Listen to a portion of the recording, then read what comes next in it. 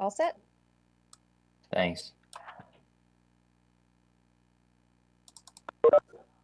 So I'll call the meeting to order. This is the February 23rd, 2021 meeting of the Town Plan and Zoning Commission of the Town of Fairfield. The first item on our agenda is compliances. We don't have, I just noticed this, we don't have minutes from last time on for tonight.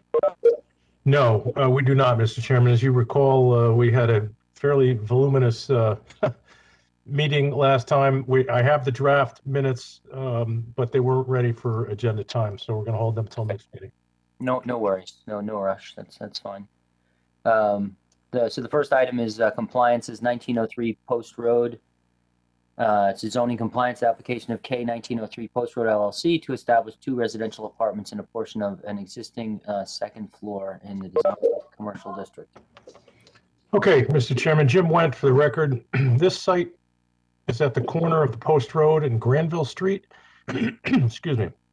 The first floor is currently occupied by retail uses, including a French bakery and a butcher shop. The second floor is currently office space. This proposal is for interior renovations of the second floor to create 2 residential apartments totaling approximately 1,700 square feet. The remaining 1,000 square feet of the second floor will continue as office space. It's purely an interior renovation, and the change would of that 1,700 square feet to residential use would reduce the parking required for that amount of square footage from 7 spaces to 4. So it's actually reducing the parking draw required for this site. Both apartments meet our requirements, and it's, in my opinion, in compliance with our regulations. All right, very good. Thank you. Could I have a motion? I'm sorry.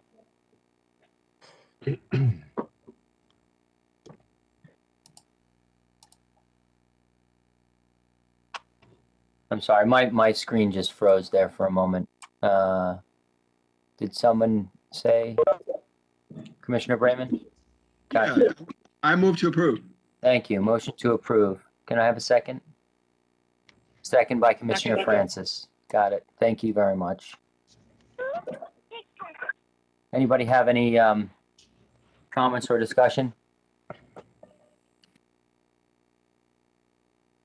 Commissioner Brayman? You're on mute, sorry. It's in compliance with our regulations as was stated and upon my review of the application. And it's consistent with the POCD goal of encouraging mixed use in downtown. Excellent, thank you. Commissioner Francis? You're on mute as well. And bringing residents to downtown will certainly help and is in line with our POCD. Thanks. Anyone else have any questions or comments? This complies with our regulations, and as compliance, I suggest we all approve it. Okay. All in favor, say aye. Raise your hand. Aye. Any opposed? Abstentions? Great. The compliance application is approved unanimously. Next is 1960 Bronson Road zoning compliance application of the Hull House Group LLC to convert one of 2 existing office buildings to residential use in the neighborhood design district. Again, excuse me, Mr. Chairman, Jim Wendt for the record. This site is presently occupied by twin 3-story office buildings that were built in 1973. And you may recall in October of 2019, the commission approved amendments to section 12.5.5 of the regulations to allow residential use to exceed 50% of the floor area of an individual building on properties that contain multiple buildings, provided that the total residential use amongst all of the buildings does not exceed 50%. So this application seeks interior renovations to convert one of the 2 buildings into 8 residential apartments in accordance with the revised regulations. There was a previous approval to allow for 3 apartments in that building. That was prior to the amendment. So this proposal, again, would be a total conversion, interior alterations of one of the two buildings into 8 residential apartments. This proposal reduces the total number of parking spaces required from the previous approval by 16 spaces. The applicant is seeking a reduction in the residential parking pursuant to section 28.6.1. Such a reduction would reduce the total required number of spaces on the site from 51 to 51 spaces, and there are 55 spaces presently, with an additional 8 spaces on the adjacent parcel by easement agreement. So again, similar to the last application, it's all interior work for 8 apartments in one of the 2 existing buildings on site, and the remaining the floor area. This would make it a 50-50 split between commercial and residential in accordance with those recent regulation amendments. Excellent, thank you. Can I have a motion on this item?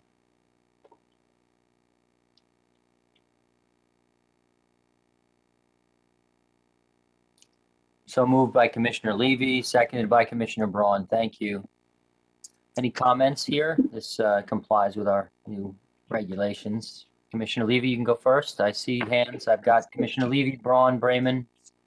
Go ahead. Yeah, I recall this application being before us last year, and it basically allows residential right on the border between Greenfield Hill and the surrounding area. It's consistent with what we approved back then, and it still provides 50% of the total would remain residential and 50% office. So based on that, I'd approve it. Thank you very much. Commissioner Braun? I saw some correspondence between 2 law firms. Is that related to this one or a different one? Where they were talking about 50% occupancy for residential in Greenfield Hill?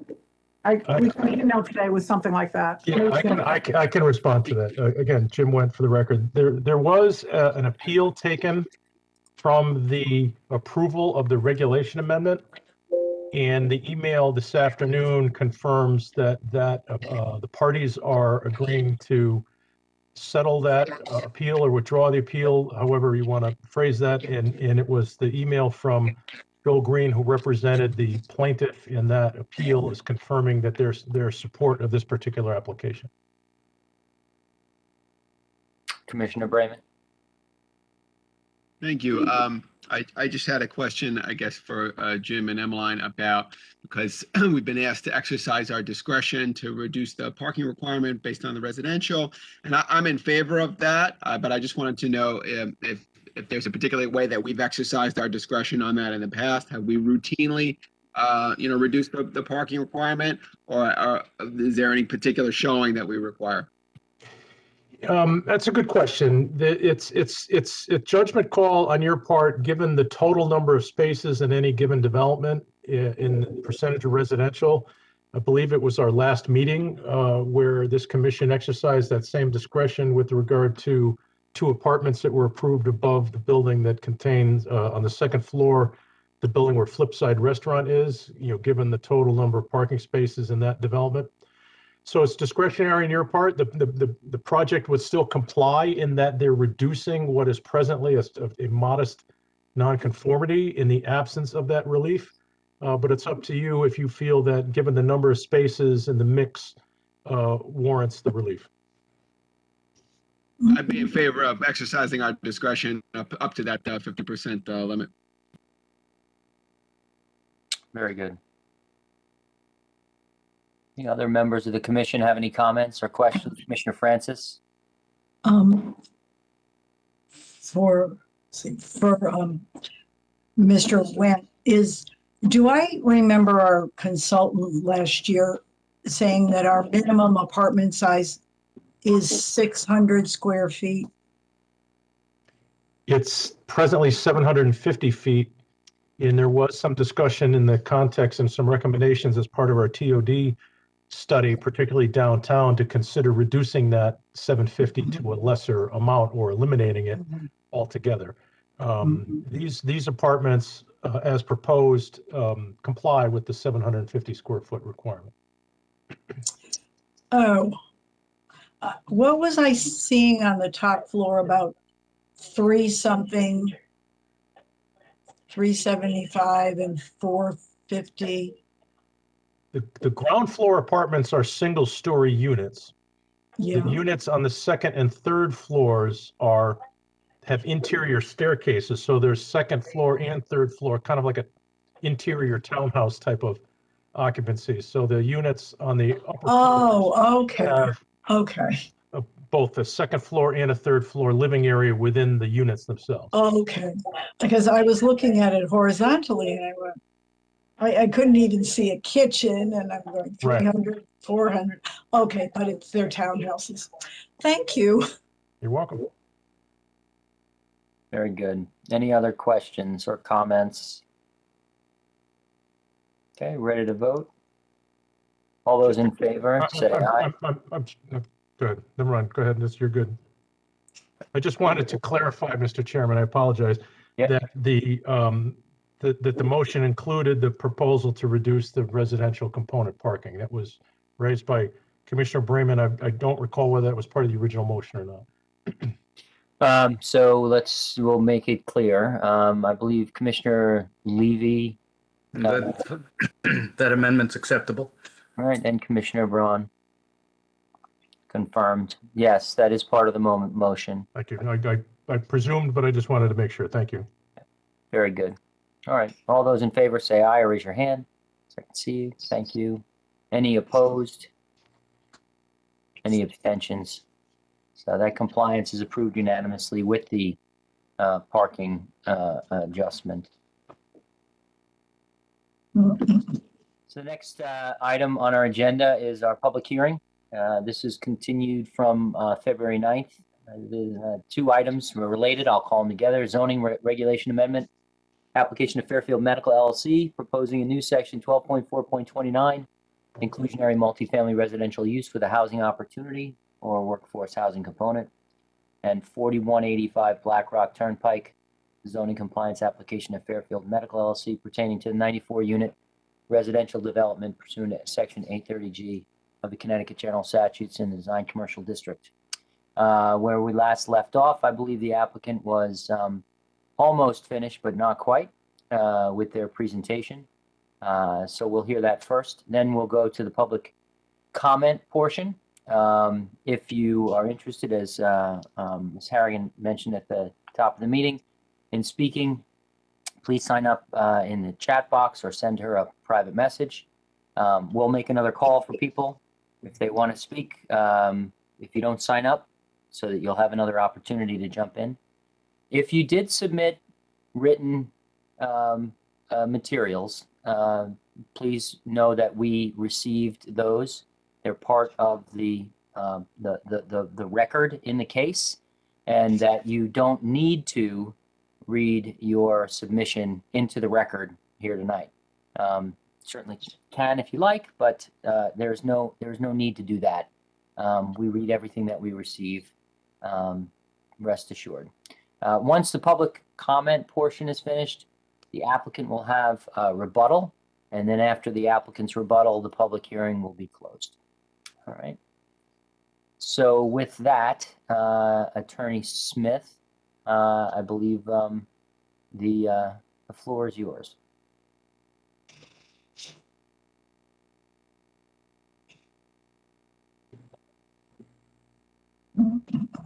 I think his partner may be, never mind. Mr. Chairman, saw his for the square. record, Chris Smith on behalf of the applicant. I'm sorry, Jim's correct, and I apologize, but I have to leave very shortly for another hearing.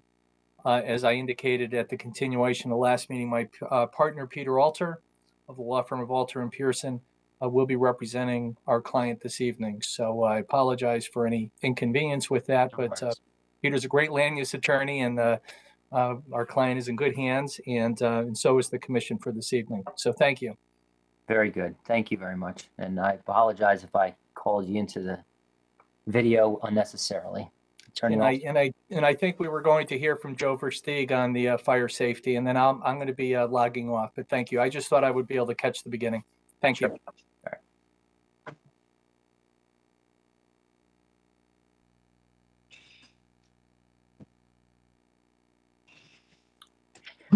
Do we have Attorney Alter? He is actually shown as having audio active, but oh, he did have audio active, but I don't have video for him. Okay, we don't need video, but I don't. A video just appeared, but there's an empty chair there at present. Okay. I believe, Mr. Chairman, that Mr. Smith was about to introduce Joe Versteeg, the fire expert, I believe, who was the last applicant expert that didn't get a chance to testify at the first meeting. So I'll turn with the permission of the chair, we'll hear from Mr. Versteeg. Thank you. Thank you Good very much. evening.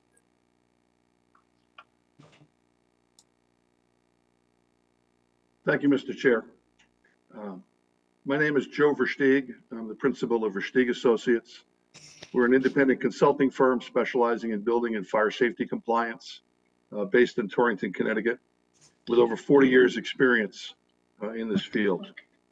I'm a licensed building official in the state of Connecticut, a certified fire marshal in the state of Connecticut, and a certified fire protection specialist through the National Fire Protection Association on an international basis.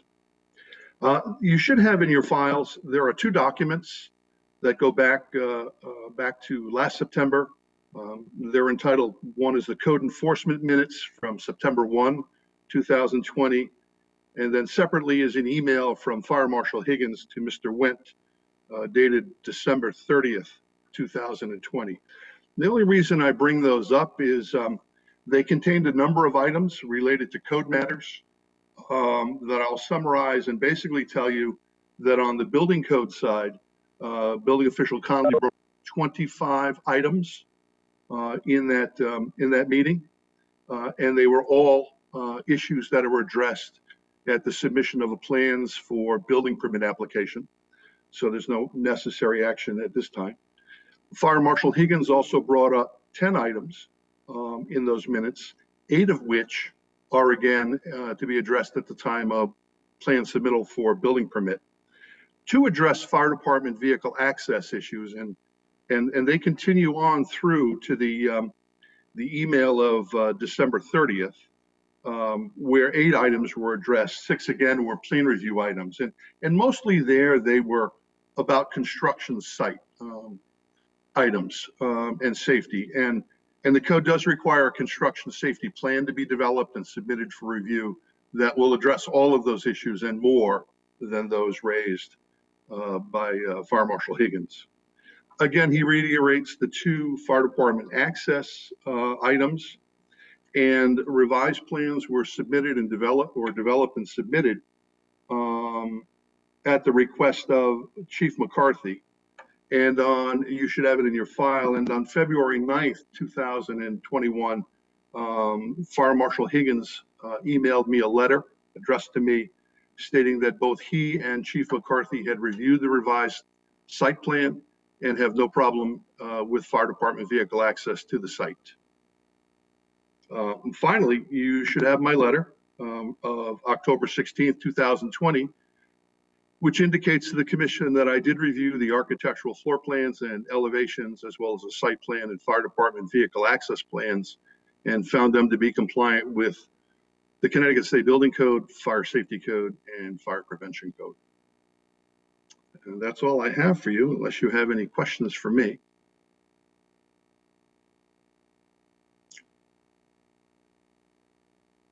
Thanks very much for that. Appreciate the summary.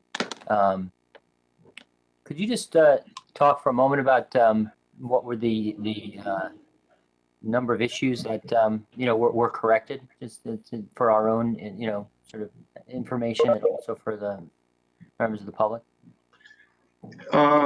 Yeah, the items, building official Conley had 24 items in the initial code enforcement meeting, and they weren't anything specific or technical. It just addressed items such as going to require 3 sets of plans to be submitted at the time of building permit application. Because there's an elevator in the building, a separate application needs to be submitted for the elevator, state elevator inspector to do the review. You need to show the mechanical components of the building, things such as that nature. Okay. On the fire department side, very similar, that there'll be a meeting with the building official and fire marshal, that there'll be a standpipe operational with a hydrant as the building is erected, for fire suppression activities. And those are items required by the code and didn't really require a response. We're just naturally going to do it. Otherwise, they don't allow construction to start. All right. What was the issue about the turnaround for the fire access? The plans as submitted, when I reviewed them, were compliant with the fire prevention code and the fire safety code. Chief McCarthy had requested that there be a turnaround in the upper left-hand corner. I forget the north-south orientation, in the upper left-hand corner near the entrance to the underground parking garage. Several parking spots were removed, and a turnaround was provided as an added benefit. Based on that, the chief was comfortable to say yes and write a letter. Very good. Any other members of the commission have any questions for? Yes, Commissioner Brayman. Thanks. It's not so much a question as a comment. I was looking for the code review minutes in my file, and I don't seem to have them. Maybe I just missed them, but just wanted to make sure that I get them so I can take a look about what Mr. Versteeg was mentioning. Okay. I'm pretty sure they were in the original packet that was circulated. Maybe Mr. Wendt, you could send Commissioner Brayman another copy of those. Will do. Okay, thank you. Anyone else? Okay. All right. Well, thank you very much, Mr. Versteeg. Thank you. Attorney Alter. Mr. Chairman, good evening. Sorry for the difficulty I had a moment ago. That completes our presentation for the moment. We would step aside at this point to allow for the public to comment. And then it would be our intention that we would make a comprehensive reply and rebuttal once all of the comments have been received by the commission. We would anticipate, based on at least the information we have so far, that is likely going to be at your next meeting. We don't anticipate being able to finish this evening. And so we would look forward to presenting the commission with a rebuttal at your next meeting.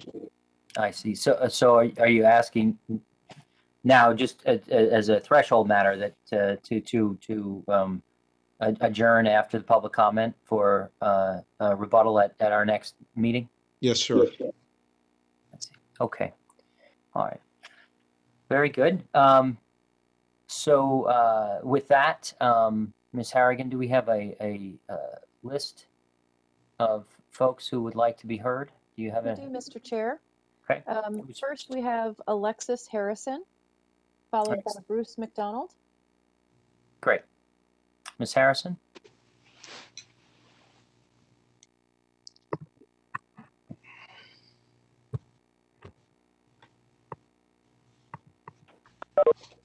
I see the blue square, and now she's gone. Okay. Well, why did she disappear? I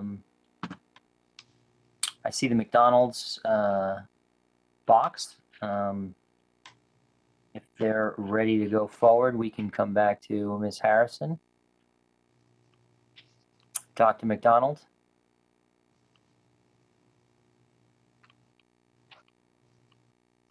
We are experiencing many technical difficulties this evening.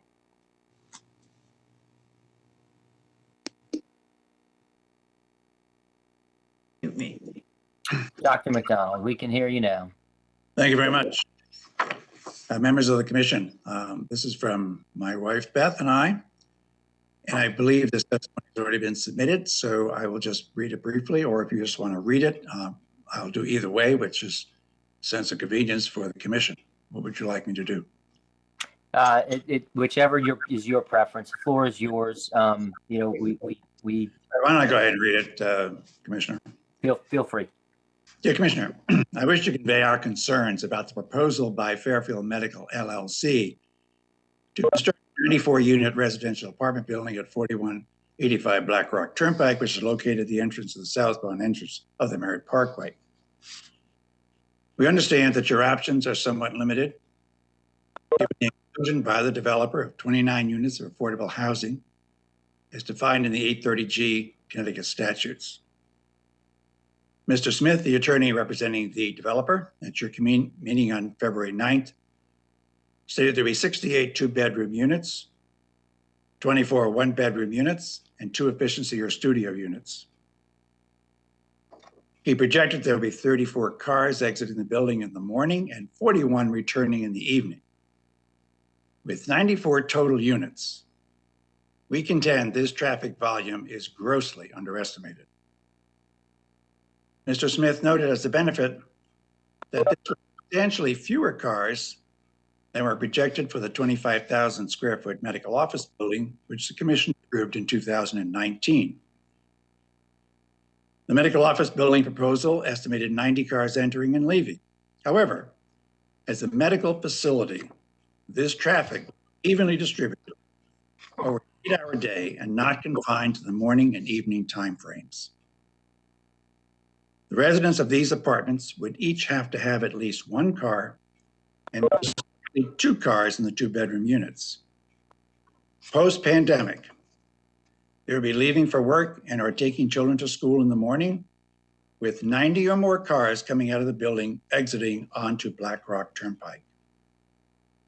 They would be competing with the current volume of traffic entering the Merritt from the north and south Blackrock Turnpike, as well as from Congress Street. Cars in the Parkway entrance, pre-pandemic and thus post-pandemic, back up north onto Blackrock Turnpike, making it a safety hazard for drivers trying to enter the Parkway from the south. In addition, the traffic engineer testified that the average speed of cars traveling south on Blackrock Turnpike approaching the apartment exit is 43 miles per hour. Given the topography of Blackrock Turnpike, a significant slope facing north, notice speed of traffic, there is an insufficient line of vision for cars to safely exit the proposed building site. Cars attempting to exit this proposed apartment building will add additional and significant safety issues in both directions on Blackrock Turnpike. But most importantly, traffic from the north approaching the apartment exit at 43 miles an hour down a hill will at most at risk for serious personal injury. We contend that the issue of public health and safety does outweigh the need for the proposed 29 units of 830G housing. This site is most appropriate for an office building, but is not suitable for a large 6-story residential apartment building. In 2011, the commission denied a proposal for a 50,000 square foot medical office building, stating among other concerns that the building was too large for the 2.3 acre property. The current proposal by Fairfield Medical LLC contains more than 100,000 square feet. In short, this building is too large, too high, and totally inappropriate for the location. Thank you for your attention, and we thank you for your service to the town of Fairfield. Bruce and Elizabeth McDonald, 74 Hamilton Court, Fairfield. Thank you very much. Thank you very much to both of you. Appreciate your comments. And I see Ms. Harrison is back. Mr. Chair, before we move on to Ms. Harrison, can we just verbally confirm that Commissioner Noonan is on one of the call-in lines? Thank you. We lost his video. Commissioner Noonan? Yes, I'm here. Sorry. Excellent. Okay. Very good. Thank you. You're You're on dial-in now? Yeah, I dialed in and I'm going to try and hook it up, connect it up to the video. Okay, great. Thank you.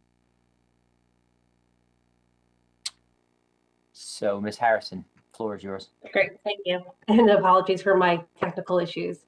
And I know that many of you have received my letter that I sent in on Sunday, just a few days ago, but I'm going to read it. Affordable apartments at this site on Blackrock Turnpike may be very inappropriate. This applicant uses a broad authority of 830G to paper over a deeply flawed housing application. As you've heard, Blackrock Turnpike directly in front of this property is subject to serious flooding. Floodwaters have overwhelmed automobiles and pose the immediate risk of drowning to pedestrians in this area. The flood risk at this site exists because the Connecticut Department of Transportation drains are currently overwhelmed by the volumes of rainwater runoff in a heavy storm. The applicant's plan to connect site drainage to the DOT's drain system appears to be irresponsible and dangerous. The applicant's inadequate drainage plan will further tax the Connecticut Department of Transportation's drain system and should not be permitted.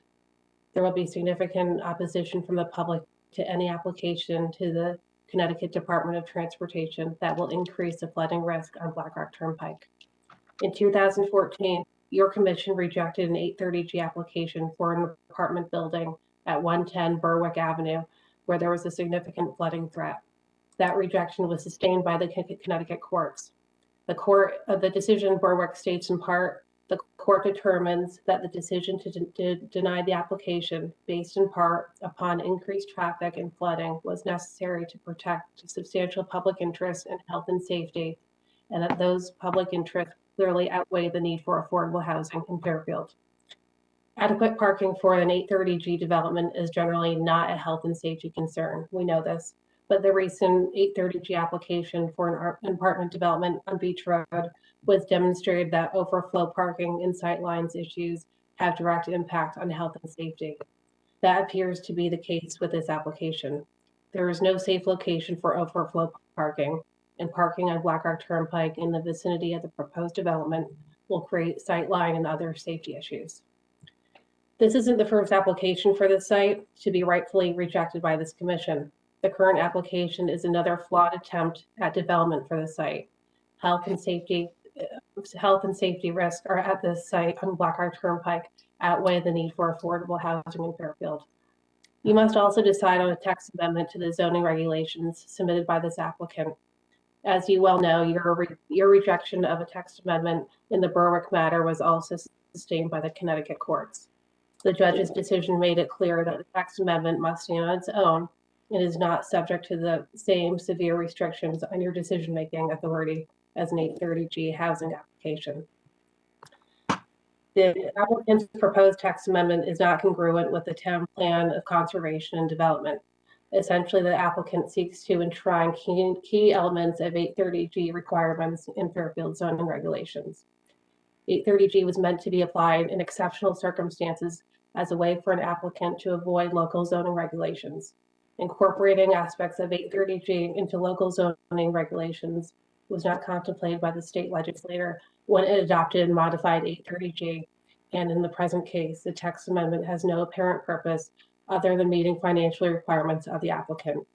Please reject this text amendment. It serves no public good. The proposed text amendment has a lofty but misleading title, Inclusionary Multifamily Residential Use with a Housing Opportunity or Workforce Housing Component. Adoption of the text amendment would serve the applicant, but would not advance affordable housing in Fairfield in any way that is consistent with responsible town planning or the intent of existing zoning regulations. Finally, it's important to correct the record in response to the pro forma critique of Fairfield's progress on increasing affordable housing, which was articulated by Mr. Smith, the applicant's attorney. As your commission well knows, Fairfield has made serious efforts to create more affordable housing in town. An inclusionary affordable housing zoning regulation and a regulation requiring a significant amount of affordable housing in residential developments within transit districts have been very successful. Fairfield's Affordable Housing Trust Fund, financed by a surcharge on building permits, is being used to acquire housing for affordable use. Most recently, spent a considerable amount of time updating ADUs, which led to a creation of more affordable housing. That the current status of affordable housing projects is attached. This was my letter that you received. Fairfield has a very active and effective affordable housing committee. The most recent report, which I sent to you, details the committee's efforts. Your commission has committed itself to assuring that affordable housing is spread throughout town. Criticism by the applicant's attorney of Fairfield's efforts to increase affordable housing is inaccurate and unfair. Thank you for your time and consideration. Thanks. Ms. Harrison, just a quick question. You submitted a photo, which we received, thanks, of the flooding under the underpass there. Could you just tell us, did you take that photo? When was it taken? It was taken, sure, Mr. Chairman, it was taken in 2018. I did not take that photo. Do you know where it came from? It came from, gosh, a former member of Fair Plan, which I'm a part of. I can find out who took it, if that's helpful. Yeah, it would be helpful just to understand where. Yeah, and I don't mean to be vague. I can certainly find out the genesis of that. Yeah, that would be helpful. Okay. Yep, thank you. It looks like the hearing's going to remain open, so if you could just email that in when you get a chance. Okay, thank you. Ms. Harrigan, do we have a next person on our list? Yes, we do. We have Doreen Badamelli, followed by Gordon McKenzie. Great, thank you. Ms. Badamelli? Yes, hi. Hello. Oh, can you hear me? Yes, we can hear you fine, thanks. Okay, sorry. I submitted documentation by email and also in person this afternoon, and I won't read the entire thing. I'll just make a brief summary of the points that were brought up. As far as zoning, the property is basically within a AAA zone, and I don't know if I can ask a question at this point.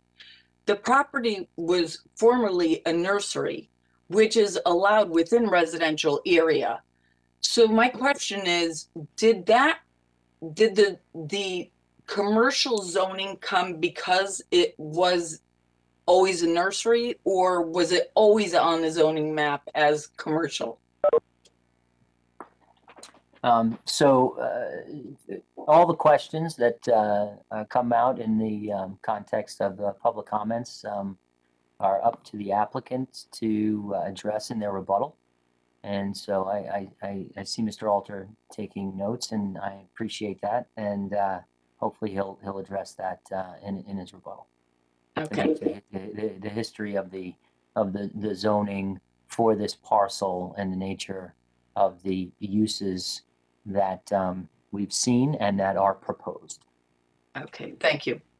So in light of the fact that the parcel is adjacent to AAA zoning, which has a maximum lot coverage of 10% and maximum height of 3 stories or 40 feet, the proposed development is a 75% lot coverage, 6 stories and 85 feet high, which is tremendous in size, not blending with the neighborhood at all. And even the existing commercial property across the street from it is only a 2-story building. As far as the parking that's noted there, they're allowing 1.25 spaces per unit. So this, and if you count the number of spaces on the drawing, it's a total of 112 spaces. If you do the math on the number of units between 2-bedroom and 1-bedroom, the required parking would be 162 cars. So the site is already 50 cars short of having enough parking. This does not even take into account guest parking, delivery drivers, etc. There, and again, Ms. Harris brought this up before, there is no off-site parking on Blackrock Turnpike. Blackrock Turnpike is a very busy turnpike. As it is, Barcelona on a regular basis has 10 to 15 cars a night on that site as overflow parking. So the parking there is a major consideration. The traffic, the Malone and McBroom traffic study dated November 3rd, 2020, which collected data in September of 2020, showed their traffic flow ratings at between 835 cars per hour and 2,495 cars per hour, depending on the time of day and direction. And then it talks about a 0.6% future growth. The numbers in both columns or rows, excuse me, are the same number. They never did the calculation on that, but I'm not sure that the traffic is in any way, shape, or form realistic during COVID. According to Stanford research dated June 29th of 2020, approximately 42% of the population are working from home. There's an additional 33% of the population that is unemployed. Also, the Burr School District is working at 50% capacity. So the amount of cars that are shown in their traffic study compared to a post-COVID traffic study is tremendously different. I can also cite as far as traffic studies, the town of Fairfield paid for a study of Blackrock Turnpike. It was done, I think, 3 years ago. I can find that out. The bottom line is 20,000 vehicles go up and down Blackrock Turnpike every day. The incidence of accidents, fatalities, is, let's see, 22% of the crashes involved in injury. And I'm sorry, I'm losing my place on here, but the bottom line is it would be a good idea for somebody to take a look at the report that was done for Blackrock Turnpike. It did involve basically the business district. It focused on the areas from Tamor Drive to Tungus Hill Cutoff, but one of the major points it did bring up is that Blackrock Turnpike is a major artery feeding traffic from the Mirror Parkway to 95. And this also takes, the report doesn't say it, but what should be taken into consideration, the amount of cars that come from Route 136 down Blackrock Turnpike, and they're coming from both directions to go down Blackrock Turnpike to either go to the Mirror Parkway or 95. And as far as queuing of those cars, on a regular day, there are 10 to 15 cars backed up at the light for the Merritt Parkway. If you allow 25 feet per car for the queuing, the backup of traffic exceeds their driveway entrance by 100 feet. And I have, on many occasions, when there's an accident on the Merritt Parkway or people are trying to cut over to 95, there has been traffic backed up to Greenfield Hunt. So the queuing and the entrance for the property is questionable. As far as the school system, I did bring up the fact, just the elementary school itself in that area, I was on the building department. The school classroom sizes were built to state maximum reimbursement. They're small classes. The amount of apartments in this area would overwhelm that school system, which would probably, and not just Burr, Fairfield Woods, all associated ones, would probably result in a redistricting throughout the town. And we all know that that's a long and expensive process. And in summary, I did note the water runoff, which again, Ms. Harris brought up. But I invite you, I hope you all have a copy of this and we'll take these things into consideration. I thank you for your time and for your service.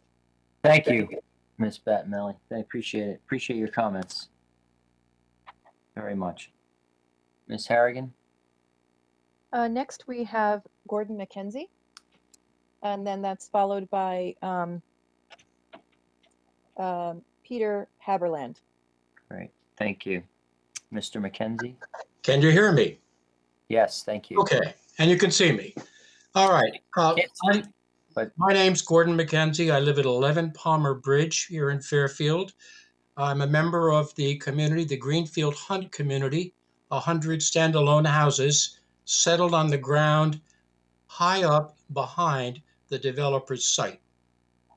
Let me thank you for your service and make it clear that I appreciate the progress you have made on affordable housing, including the recent ADU flexibility. I'm not going to read my whole letter because I sent it to you Sunday, and I hope you've had a chance to read it. I will say this property has gone through many years of zoning applications, some denied and one approved but not built. Now, perhaps racing against a perceived deadline that would end their ability to use the affordable housing sledgehammer known as 830G, they have proposed a building that is too big, it's in the wrong location, and it will create dangerous traffic conditions. I have 3 reasons to say this. The first is the storm water drainage issue, which is a real and potential hazard. You have seen the photograph. I've sent it to you twice. In answer to your earlier question, I believe it was taken by a news reporter, and I know a person who knows for sure exactly where it came from. So I'll make sure you get that information. The developers are quick to say that the proposed building, with all its impervious services, is within the same boundaries as the previously approved medical building. Along with drainage enhancement, they say the level of stormwater control should be considered acceptable. I am not a civil engineer, but it seems to me that if you look at the south side of Building 1, the height of the building is not 4 stories, not 5 stories, not 6 stories, but 7 stories, counting the 2 parking levels and the tall roof line, which we should make clear is 12 feet tall in itself. This space is filled with concrete, bricks, and asphalt, all impervious to heavy rainfall, and more importantly, only 30 feet away from the adjacent Merritt Parkway on-ramp. It's hard not to believe that this building will result in another stormwater disaster in the near future. I have an associated question for that, and that is, it is my understanding that the state of Connecticut Department of Transportation has jurisdiction not only over the Parkway itself, but also over the Parkway underpasses, the overpasses, and even the traffic lights that are there. So I'm wondering whether your office will be in direct contact with the State Department of Transportation considering this application. My second point has to do with insufficient parking. The location of this building is not near public transportation. There is no nearby train station within miles. Looking at the Greater Bridgeport Transit Authority's bus service map, the bus stop nearest to the proposed site is at the intersection of Blackrock Turnpike and Fairfield Woods Road, 1.7 miles away. I measured this the other day by driving my car there. It's too far to walk, and I should add that there are hardly any sidewalks along that route. So therefore, I characterize this proposed 94-unit development as very car-centric. Their proposal has 139 parking spaces, but 3 are designated as loading and delivery spaces, leaving 136. If every tenant is allowed only 1 car, that would leave 42 for visitors. However, it seems highly improbable that 94 living units, with a total of 162 bedrooms, would find the restriction of 1 car parking acceptable. Many couples both have jobs, each requiring a car. If you assume that as little as half of the units need 2 cars, this would yield a requirement for 141 spaces. How about visitors, family, friends, childcare, food deliveries?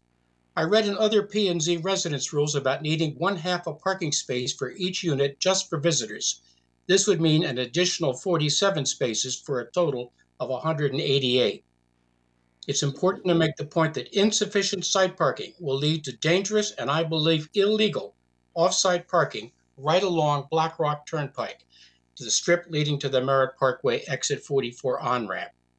We need more information on how the developer derived 139 spaces as being adequate and how they plan to assign parking spaces to tenants. How would they respond to a request by unit for 2 parking spaces? It would be interesting and important to know that. My last point has to do with traffic. Almost every weekday evening, rush hour incremental traffic will come from residents driving north along Blackrock Turnpike from the commercial buildings and that commercial strip there, along Blackrock Turnpike, and from downtown Fairfield, and from I-95, and those coming from the Bridgeport area taking the Merritt Parkway exit 42 south, or lastly coming northeast on the Merritt from Westport, Norwalk, Stamford, and elsewhere, and getting off at exit 44 north.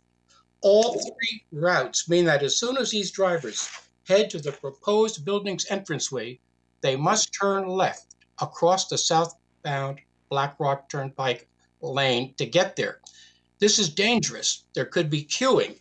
The building's entranceway is simply too close to the intersection of all these traffic lanes. I have read that the Connecticut Department of Transportation, in the traffic engineering section, requests that local planning and zoning boards should contact them whenever a proposed building is adjacent to a state highway and has 20 or more parking spaces. The purpose here being to ensure adequate traffic controls affecting state highway safety and traffic flow. Has your commission done this, or is it in your near-term plans? In summary, please deny this application as proposed. Thank you for your consideration. Thank you very much. And forgive me, Ms. Harrigan, I have promptly forgotten who's next. That's okay. It's Attorney Peter Haberland. Attorney And then, Haberland. If anyone else would like to speak on this matter, we have Attorney Green, who is going after Attorney Haberland. Unless other people would like to speak, Attorney Green has requested to go last. Good evening. Are you able to hear me? Yes, thank you very much. Terrific. Chair Wagner and members of the commission, thanks so much for the opportunity to comment this evening on this important application that's before you. My name is Peter Haberland. I'm a senior legal counsel with Open Communities Alliance. We're a housing-focused civil rights organization in Hartford. I've submitted a letter with some written comments on behalf of my organization earlier today, and I understand that that'll be part of the record, so I'm not going to, redo everything that's in that letter. I just want to highlight sort of some key points for you this evening. Really, our main purpose in commenting is to urge this commission in your assessment of this application and all the comments that you may hear from the public to be mindful of some key legal duties that you have with respect to multifamily housing and affordable housing opportunities. Now, I know the commission is certainly well aware of particularly its duties regarding 830G applications such as this, but those are actually not the duties that we've highlighted in our letter, and I'll just briefly touch on those. And I guess I'll start with the headline. And I suspect this is not really news to the commission nor to any members of the community of Fairfield, that under the applicable duties that you have under state and federal laws, the commission, the town, the residents of Fairfield should be doing all they can to attract developments that provide rental housing opportunities in Fairfield that would be affordable to low and moderate income households throughout the region. And inclusionary developments like this that provide a mix of market rate and income restricted units without depending on government subsidies are absolutely indispensable for meeting these obligations in Connecticut. And so we're urging the commission to be mindful of that as you approach your certainly weighty task of evaluating this application. And now I just want to touch on a couple of these key duties.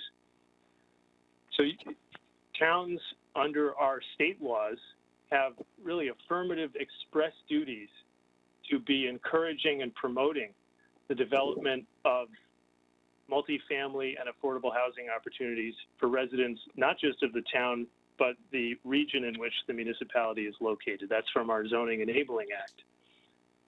In fact, the Zoning Enabling Act expressly says that the zoning regulations of the town shall promote housing choice and economic diversity in housing, including housing for both low and moderate income households.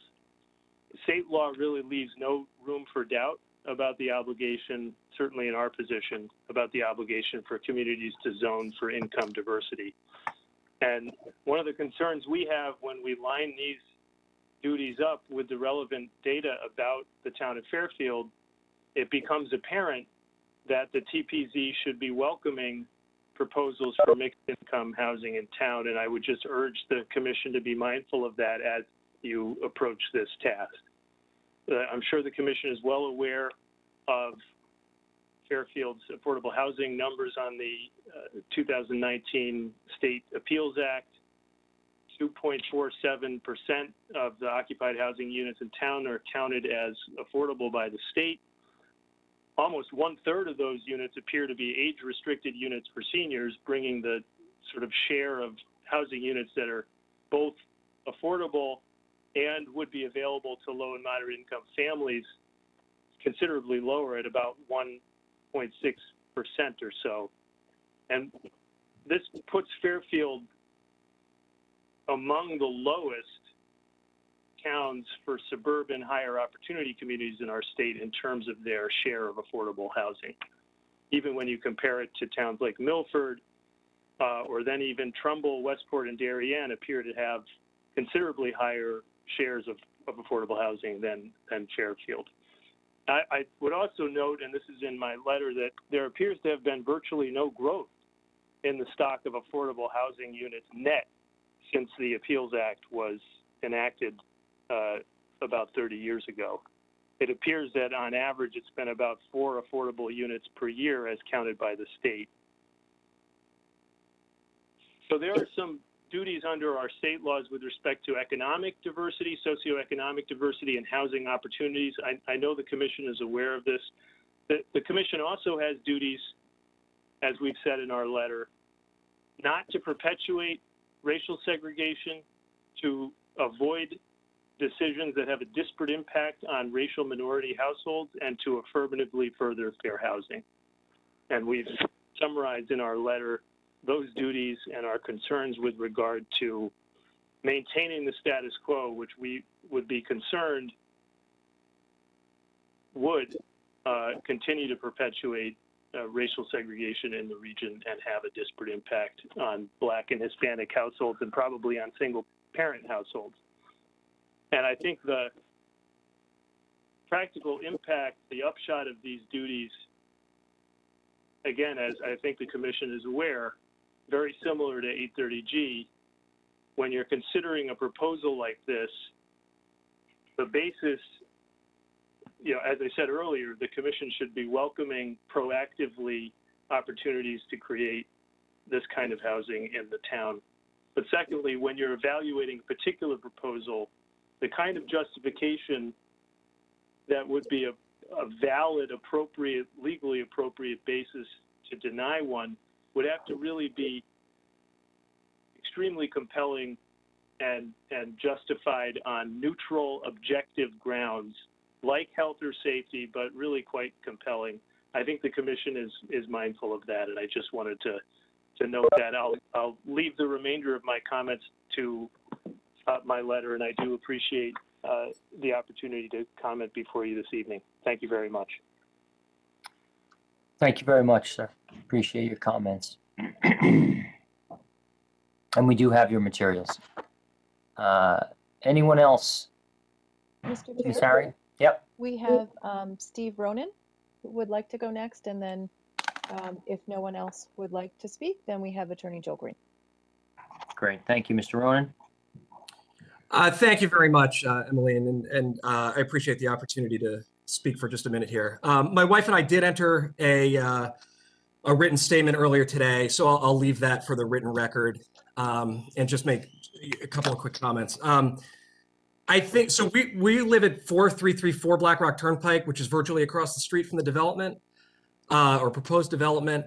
I think, my wife and I are certainly sympathetic to everything Attorney Haberlin just said. I think there is an important role, especially in Fairfield, for high density housing, particularly ones that encourage income diversity and work, towards the desegregation goals that he outlined. what we're fairly confident of is that the intent of the laws is not, and it's not from an attorney's standpoint, this is just from a resident standpoint, but we're fairly certain that the intent of the laws is not to put that housing indiscriminately anywhere. And our challenge with this particular development is not the inclusion of affordable housing. It is the development itself, the size, scale, and the numerous issues that brings that, frankly, my neighbors have outlined better than I could throughout the course of this discussion. So although I think the goals that have been stated are reasonable and valid and ones that we would support, developments like this that are essentially built for highest and best use on a piece of residential property, despite the zoning, in what is essentially a single-family neighborhood, appears to be more greed masquerading as social justice, and give us deep concerns about the development standards that would be applied to the rest of Greenfield Hill and the greater neighborhood here. So high density housing, very much support. Affordable housing, very much support. And we understand that this lot is going to be developed at some point. We understood that when we bought our house a couple of years ago. But I think it has to be considered, in the appropriateness of the neighborhood, along with all of the other various issues that have been outlined. And I'll leave the rest of my statement to the written statement that we submitted earlier. I appreciate the opportunity to speak, Mr. Chairman. Thank you for having me. Thank you very much for your comments. Okay, so Ms. Harrigan, I think based on your comments, there's nobody else signed up, correct? That's correct. I have no one else unless somebody wants to speak up now. Okay. Otherwise, we're on to Attorney Green. Right, so we'll just make one final call. Are there any members of the public that wish to be heard on this before we move to Attorney Green? All right, hearing none. Attorney Green, thank you. Thank you, Mr. Chairman. Mr. Chairman, members of the commission, zoning staff, it's my pleasure to appear before you this evening on this application on behalf of the Merritt Parkway Conservancy. The Merritt Parkway Conservancy, its mission is to protect, preserve, and enhance the historic Merritt Parkway through education, advocacy, and partnership. I have to make a comment off the bat that I was very impressed by the comments by the public this evening, and each one of them really addressed the issues of concern to this commission, and I mean all of the comments, and I was very impressed by that. And many of them covered many of the items that I was going to speak about, but I also had a comment that in terms of some of the comments, I'm not sure in terms of, and I hope I don't butcher your name, Mr. Haberson. I agree with, and I think the Merritt Parkway Conservancy agrees with many of the sentiments of your presentation. I'm not sure that I agree with the numbers, and I just wanted to get that out in terms of some of the sort of the numbers that were mentioned on affordable units in Fairfield, or the suggestion. But in any event, the Merritt Parkway Conservancy appears before you this evening with sort of, we come at this from a different angle, and we come at this application in terms of its impact on the historic resource that is the Merritt Parkway. I did provide the commission with a memo that deals with the link between preserving natural resources, including historic resources, and affordable housing. I'm going to be presenting 4 consultants this evening. But before I do that, and I'm just going to change up the order of my presentation a bit because I have one consultant who's running a minute late. But I would like to first begin by just addressing the text amendment. And, I know that we've already spent a lot of time together on applications of this kind, but for the record in this matter, I just want to offer the following comments to the commission regarding the text amendment. First of all, as the commission is aware, 8-2 of the Connecticut General Statutes addresses the, the adoption of zoning regulations and the amendment of zoning regulations and text amendments. And it presents, and I know in the past I've provided the commission with copies of the section, but as this commission is aware from the many times that we've discussed this, that there are standards that are in the statute for adopting and amending regulations. As this commission is aware, there's a great degree of discretion in the commission, liberal discretion, and you're performing a legislative function with respect to the adoption or amendment of the text of our zoning regulations. But let's be clear, and again, I know that the commission is aware of this, but for the record, the commission really doesn't need to adopt this text amendment for purposes of this regulation, and it is not the beginning or end of the application because it involves a set-aside development or workforce development pursuant to 8-30G. Now, having said that, and I will footnote that by saying that I was a little confused, and I don't want to lose my flow in this discussion on the text amendment, but I have to just footnote it, that I note that the applicant seemed to couch a large part of its application as seeking a certificate of zoning compliance. And I wonder what the impact is, and this is something I suppose for the town attorney to speak with you about if you have questioned. If the text amendment is not adopted and the application is in the context of a certificate of zoning compliance, I wonder what the impact is of that, but I'm just offering that as food for thought. In terms of the actual text amendment, once again, it is unnecessary, and the Merritt Parkway Conservancy urges the commission to deny the text amendment. As you know, our zoning regulations are rules of general application in town, and this really is designed, although it's kind of hard to tell from the presentation, but it appears conceived to really benefit a single property, and there really wasn't much in the way of a presentation to the commission on how this benefits the town as a whole. In other words, the planning objectives that this commission traditionally identifies, and indeed, when you adopt zoning regulations or you amend the zoning regulations, the statutes provide that you have to state your reasons for the proposed amendment. And yet the presentation was very thin in terms of linking how this text amendment, specifically all the standards in this text amendment meet the goals and objectives of this commission and how they meet the goals and objectives for rules of general application.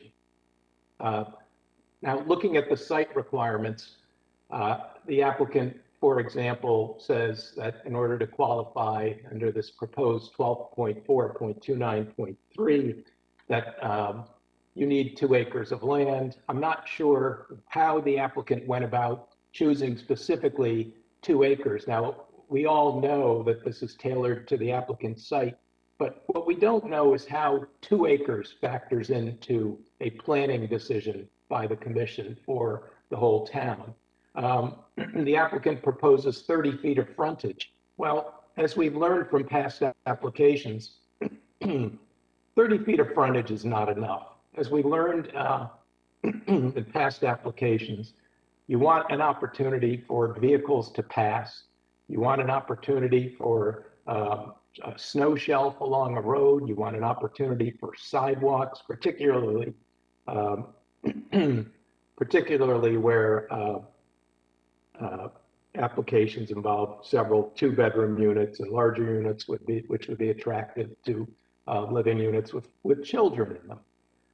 And I understand that this fronts directly on Blackrock Turnpike, but this regulation just says that all you need is 30 feet of frontage. So you can picture a situation such as the one we confronted on Bronson Road, where the access is woefully inadequate. So I would suggest that 30 feet doesn't begin to be adequate, nor did the applicant explain why 30 feet is enough or desirable. The applicant suggests, and I don't understand this, as a site requirement, in E, it says does not exceed 4 stories of livable floor area. Well, that's not really a site requirement because that's ultimately a development objective and not, or a finished development notion. So I don't know why that's in the regulation. Now, but the big question here for the commission that really wasn't answered by the applicant is how many properties does this actually affect in the town of Fairfield?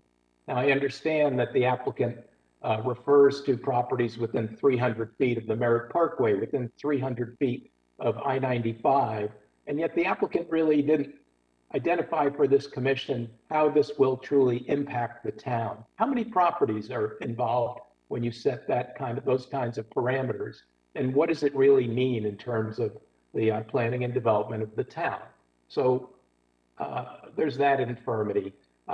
You've heard a lot, and I was very impressed with, everyone and many people with experience in this area spoke to the parking. And it's interesting, I find with a lot of the affordable housing applications, you hear the applicant say, well, you allowed 1.1 spaces here, or 1.3 spaces here, or that sort of thing. But here, as was pointed out to the commission, you have a site that really is not pedestrian friendly, unless you're walking to Barcelona, unless you're walking to the package store across the street. There's, this is a driving development. And once again, as the speaker said, there are so many uses of cars and we've become a car intensive society. And I appreciate the efforts of this commission to create a more pedestrian friendly environment in Fairfield, but this site doesn't really offer that opportunity. Another thing that the applicant did not really address is where properties in Fairfield are impacted by this regulation. What is their proximity to residential zones where the applicant is proposing that you can have an 85-foot high building? If you don't understand where this applies in the town, then you can't really judge how this will impact residential uses nearby. There was virtually nothing offered on how this meets the plan of conservation and development. I've discussed in the past the notion that tailoring a regulation that applies to a single parcel it just follows our regulations, and in our efforts to, once again, to provide this array of housing opportunities that we discuss as desirable, we should really understand that. Understand that if every one of these developments is going to have an individual text amendment, that our regulations will basically become regulations applying to just too many properties. It's bulky, it's really unworkable. And it's been done at limited times in the past, and it kind of sticks out in the regulations. It hasn't been done recently, but in the past. So I can only conclude that the applicant is sort of asking the commission to commit sort of an arbitrary exercise of power, really, on the surface of it. And until the applicant can demonstrate otherwise, it's really sort of an arbitrary exercise of power for the benefit of a single property owner.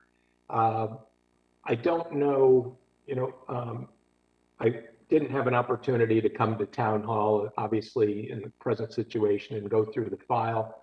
I don't know whether notice of this application was provided to adjoining municipalities. I'm sure Mr. Wendt can provide that information to the commission. And I note that potentially this applies on I-95 to the exit at Commerce Drive, the southbound entrance, and also the northbound exit, both of which I can tell, and I think is pretty obvious from looking at a map, are within 500 feet of the city of Bridgeport. So under 8-3B of the Connecticut General Statutes, I just don't know whether that notice was given or whether that was thought about, but potentially this regulation would implicate that. And just to go a bit further, the Merritt Parkway Conservancy recognizes, and we are mindful of the many concerns that have been raised, but once again, we recognize and we are not opposed to the development of the site, but the big thrust of our opposition to this is that it just does not respect the historic resource. So at this time, I want to sort of get more into the nuts and bolts of what is proposed and introduce our consultants who are all here now. And I would like to begin by introducing Wes Haynes, who is the executive director of the Merritt Parkway Conservancy. He is also has a great deal of education, training, and experience in the area of historic preservation. And I think that for the benefit of the public and for the record, I know that I was just retained on this very recently. I did submit materials and provided copies to the applicant yesterday pursuant to the governor's executive order. But Mr. Haynes, I think it would be helpful if you briefly described your qualifications. Once again, I know that your CV is in the record, but for the benefit of the public who hasn't seen it, if you can just briefly first tell the commission and for the record something about your qualifications. Thank you, Attorney Green. My name is Wes Haynes, and I thank Chairman Wagner and the members of the commission for allowing me to speak tonight. I have 40 years plus as a professional preservation specialist, working nonprofits and architectural firms, working with the Secretary of the Interior Standards, which are the guiding principles for the treatment of historic properties since the National Historic Preservation Act of 1966. And I've worked on a number of major projects, the New York State Capitol, Central Park, the Custom House in New York, applying those principles to projects. So I'm not coming at this for the first time. I've been the executive director of the Conservancy since 2018, and it's a road that I have loved since I was a kid. I live in Stamford. We're based in Stamford. I used to take the Parkway every day to high school, Fairfield Prep, when I was a kid. So it is personal to me. I know the Parkway quite intimately, and it's a real honor to have this job. Anyway, the Merritt Parkway Conservancy is a private Stanford-based nonprofit committed to the revitalization and preservation of the Merritt Parkway, the section of State Route 15 between the New York line and the Housatonic River.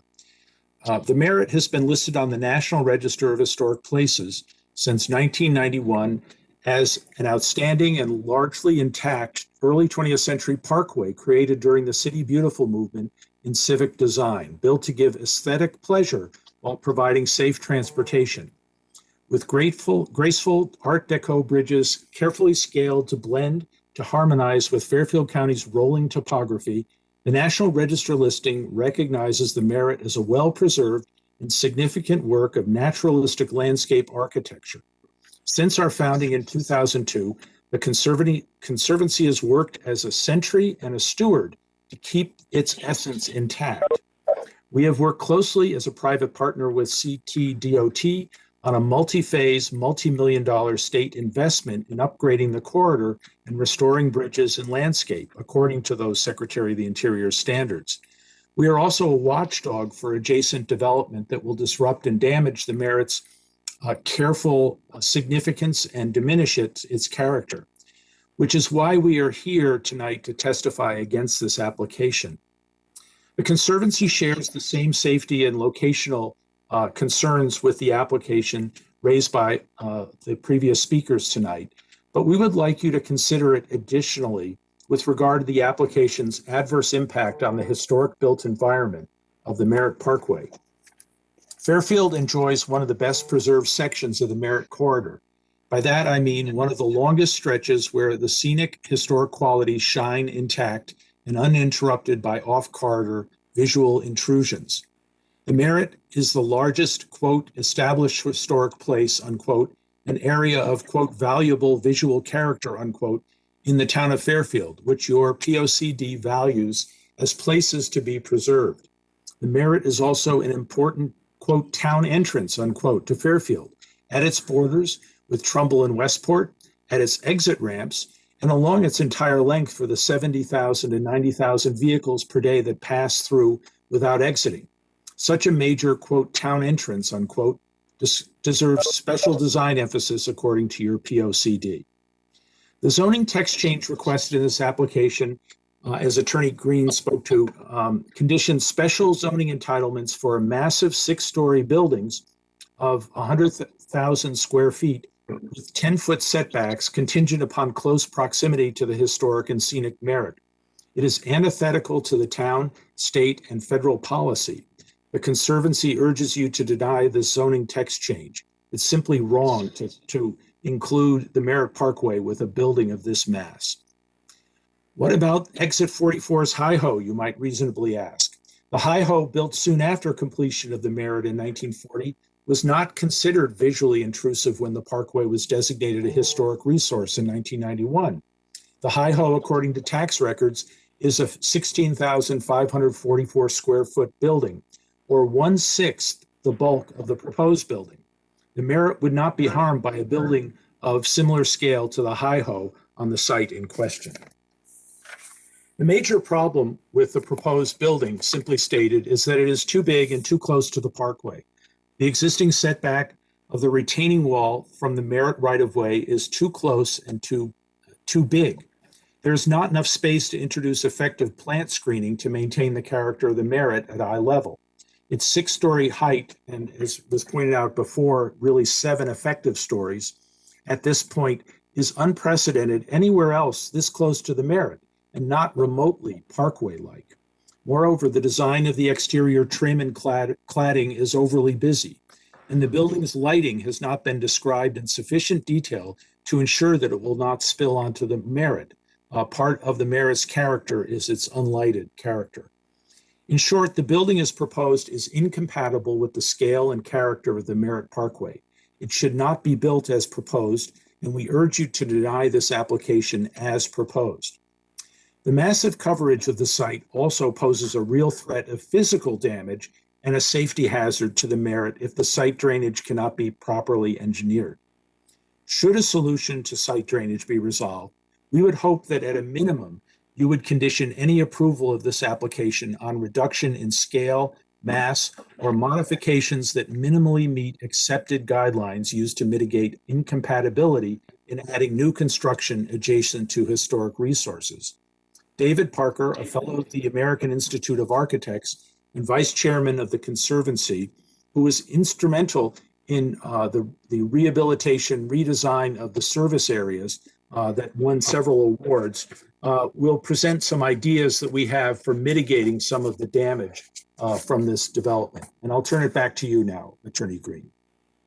Thank you. And before I turn it over to Mr. Parker, I was also remiss in noting on the zoning text amendment that it's certainly troubling to the Conservancy that, you know, the boundaries are within 300 feet of any exit from the Parkway, which, you know, obviously is a concern. And I also have to comment that, as we all know from driving on the Parkway, the Conservancy has done a remarkable job of preserving the Parkway as a real greenway, as a historic greenway. And while we can all look at, you know, there is commercial development here and there, vastly the Merritt Parkway has stayed green and has maintained its historic character. And I think it's a real tribute to the work of the Conservancy. With that, I would like to turn it over to David Parker, who is the principal of David Parker, the architectural firm. Mr. Parker, if you also, while your CV is in the record, I would ask, with the permission's chair, I will call upon Mr. Parker to just highlight your education, training, and experience just briefly for the benefit of the public who hasn't seen your CV. Thank you, Attorney Green. The I am, as has been mentioned, a practicing architect and preservationist. Have been a part of Fairfield for over 30 years. I studied architecture at the University of Virginia and have a master's degree in architecture from the Harvard Graduate School of Design. I am also, as Wes mentioned, a fellow of the American Institute of Architects. And also, as Wes mentioned and Attorney Green mentioned, I worked as a volunteer on the preservation of the Merritt's 6 historic service areas. The Merritt Parkway is listed on the National Register from beginning to end of its 38-mile stretch, and includes all structures and also the view sheds that are part of that. What I would like to do, is it possible for me to have screen share so that I can show the illustrations? I don't think that you're restricted presently. Okay, hang on a second. So if you just go to the share button at the bottom. Yep. Yeah, I think that's the case. If not, you can email it to Ms. Harrigan and she can broadcast it. Or I can help you also. Okay. Do you see my screen now? We're almost.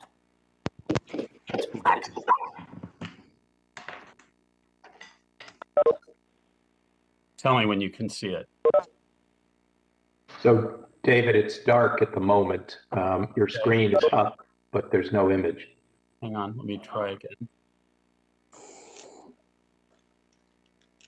Is it there yet? No. No, okay. Okay. Hang on. Done.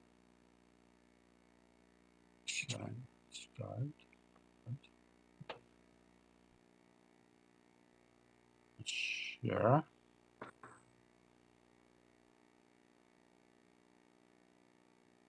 Do you see my screen? No, I'm sorry, we don't.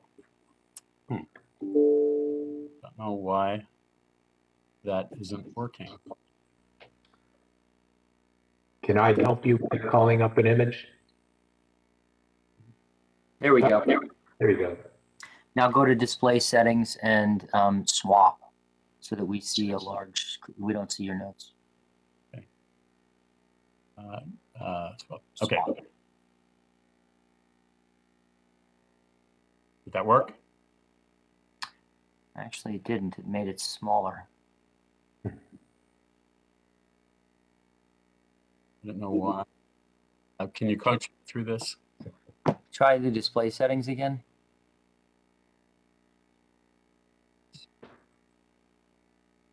Not seeing that on the toolbar. Oh no, up. It's just underneath the main bar at the top, in the middle. Show taskbars on the left. And this is display settings.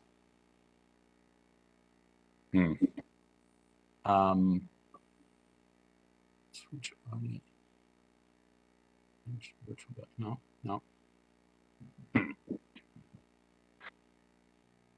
There you go. There you go. Perfect. Oh, you see it? Yes. Yeah. Oh, good. All right. Finally. Sorry about that. So this, of course, is the rendering that was presented by the applicant of the proposed building. And this is from, as you know, the intersection of the on-ramp to the Merritt Parkway and Blackrock Turnpike. What I would like to, what I'm going to describe to you are suggestions that we have to mitigate the imposition of this proposal on the historic resource that is the Merritt Parkway. And I'd like to explain how we are suggesting that might be accomplished. This elevation, this is what's referred to as the front elevation. At the top of the drawing is the that elevation as presented by the applicant, which presents a building that is at the left side, which is closest to the Merritt Parkway, the National Register listed Merritt Parkway. At that point, it is 72 feet 3 inches high, plus there is a 7-foot 6-inch high retaining wall that elevates its parking and creates a plinth under the building, making that building plus the plinth 79 feet 9 inches, almost 80 feet above the on-ramp to Merritt Parkway. And the building at this end, which would be the southerly end of the building, is also, has been noted, 6 stories plus the pitched roof. The other thing that I would note relative to the top elevation drawing, you can see the retaining wall that we have dropped into this elevation to make you aware that it's not just the building. That retaining wall is as Wes Haynes has mentioned, only 10 feet away from the property line, which is inadequate to allow for a buffer screen of planting. If you look at beneath that elevation drawing, you can see it's labeled front elevation as recommended with lower massing adjacent to Merritt Parkway. What we are suggesting by this as one way to partially mitigate the imposition on the Parkway is to remove a floor from that end of the building in a way that would not, in fact, take away any of the apartments. What we're suggesting is that the massing instead could essentially follow the slope of the hill, so that a floor could be added on the portion that runs parallel to the Blackrock Turnpike, and no apartments would be lost. In fact, if you use the same count that they have in that portion of the building, they would actually gain an apartment by doing this. But it would significantly diminish the imposition onto the Merritt Parkway. Could you just use your cursor and just point out where I obviously see where you're losing, where you're moving an area. Yeah, where are you proposing to add? This is all added. So if you count the number of floors, currently there's 1, 2, 3, 4 occupied floors in that portion, whereas in the drawing below we're showing 1, 2, 3, 4, 5. I see. And what is the overall height of the tallest portion of the building in your proposal? The overall height of the tallest portion, it's essentially 10 feet higher. I'm sorry. It depends on where you're measuring it. The portion that would be nearest the Parkway from the base of the parking garage to the height of that pitched roof would be, and I'll show you with my cursor, it's from here to there, would be 62 feet 8 inches high. And we added the dimension strings on the left-hand side of the sheet, and we filed these drawings with you, so you can see it. I'm just looking to walk through it. And so on the other side, call it the north side of the building, what's the height in the present application, and what do you propose it to be? The height in just one second. The height in the present application, just one second.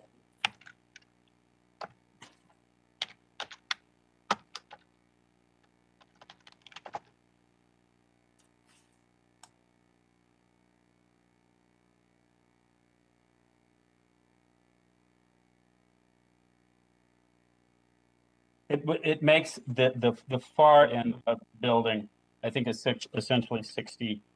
About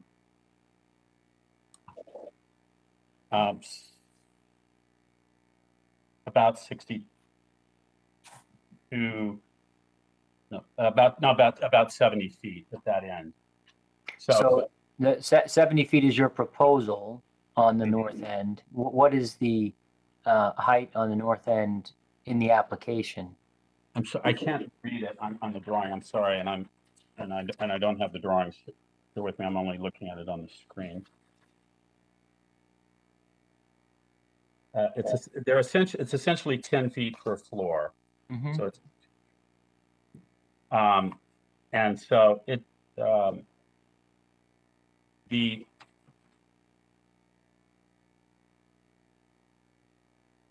I mean, if I had to compute that without any, parking under the structure, when there are no pylons or anything like that, I would imagine that's somewhere around 48 to 50, 52 feet, including, up the roof gable.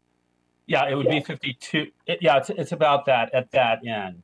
So the point of all of this is that the grade slopes toward the merit, and as currently proposed, the most imposing part of the building is the closest part of the site to the National Register listed historic merit Parkway. And what we are encouraging the applicant to do is to do something that it works in a more sympathetic way with the land. So this does not affect the apartments at all, but rather respects the historic Parkway. Yeah. And the other thing that we are suggesting is that if you compare the elevation above with the elevation below, is that the entire building and the parking be shifted 15 feet further to the north so that the retaining wall isn't 10 feet from the on-ramp, but instead is 25 feet, to allow for an evergreen planting buffer that would screen and mitigate the imposition of the building onto the Parkway. Right. Do you have a rendering of what your proposed? Yes. And so if it's in your presentation and you're going to get to it, then so be it. Then you don't have to turn to it now. I just wanted to make sure. Okay. The other thing that I'd like to suggest, if you compare the upper elevation as presented by the applicant with the lower elevation, is we are suggesting that instead of the tall pointed pedimented gables that are on all of these projecting dormer-like elements, that those instead of having pediments which go to a very high peak, that the roof instead be a hipped roof form that slopes back and more gently merges with the main ridge of the building. And so if you look all around the building, we are suggesting that would help diminish the mass of this, what is in fact a very, very large building. And then additionally here, and you'll see this when in a moment, we're suggesting that the brick coat veneer that stretches up over the lowest habitable floor at the left end, which would be the south end of the building, be dropped or reduced so that it's only on the parking garage portion of it, which actually makes more sense and structurally if you think of how frame buildings are typically built with a masonry foundation. I'd like to next take you to the south end of the building, and the elevation that is at the top is as presented by the applicant. One thing that we have added based on the topo, the information on the site plan, is we've added the retaining wall that is proposed as part of this application that creates a plinth underneath the building. And so again, if you compare the upper and the lower, you can see that where we were suggesting that a floor be removed from this end of the building. In the distance behind of the lower drawing, you can see in elevation, which of course is straight on rather than in perspective. So it's faded out here because it wouldn't be as apparent. How the building steps higher beyond. And we've also shown in a diagrammatic way evergreens and plantings, which we're suggesting is needed to buffer the historic resource, the Merritt Parkway. And to be clear, that shading in the last slide on the back of the building, on the bottom elevation. Yes. Yes. That is proposed by you to be that added floor? I wouldn't say that we're proposing this. We are offering this as something that would allow the applicant to have as many apartments. The Merritt Parkway is not at all opposed to creating affordable housing. What we are eager to do is to protect the Parkway, and so anything that would reduce the impact of this massive structure onto the Merritt Parkway, we advocate. So we're not pushing to add square footage and make the building taller. We're trying to offer a way of reallocating space as a sort of last resort to try to diminish the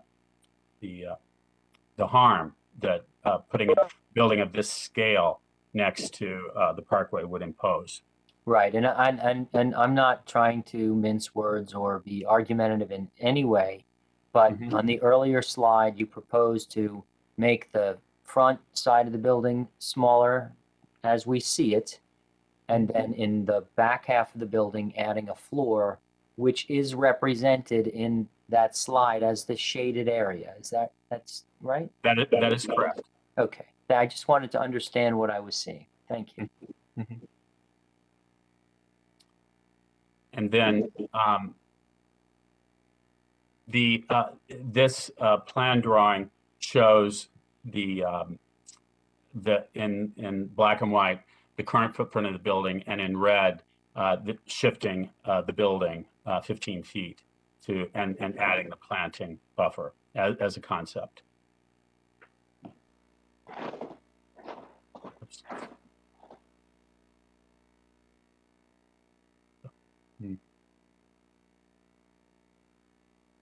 Do you still see my screen, by the way? Yes. Okay. So. Yeah, so now if you're going to go through slides here, it'd be helpful for you to go into the slideshow mode, which is the little screen with the play button on it, or that. Yeah, you can get it there too. There we go.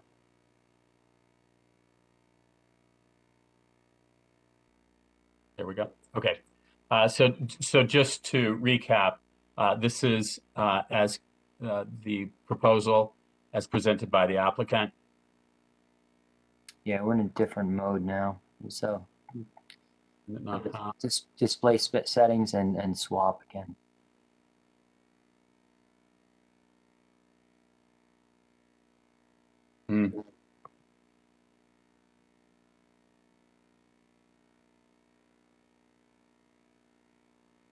Where is display settings? I'm sorry. I'm not.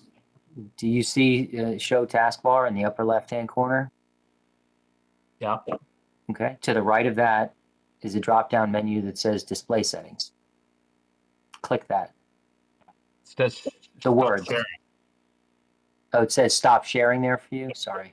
On our screen, it says display settings. And it's in that display settings that you swap from the presenter's view to the audience view. So I don't know what else to say. Okay, just keep going. Okay, let's just stick with this because let me see if I can move. Nope, that's not moving.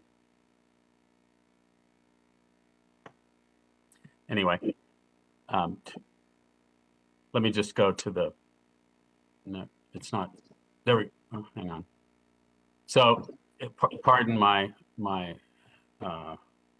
inability to manipulate or to maneuver through this. But here you can see the building. And so just to recap, we're asking that the height of the building be diminished and so as to not put the tallest portion of the building closest to the Merritt Parkway.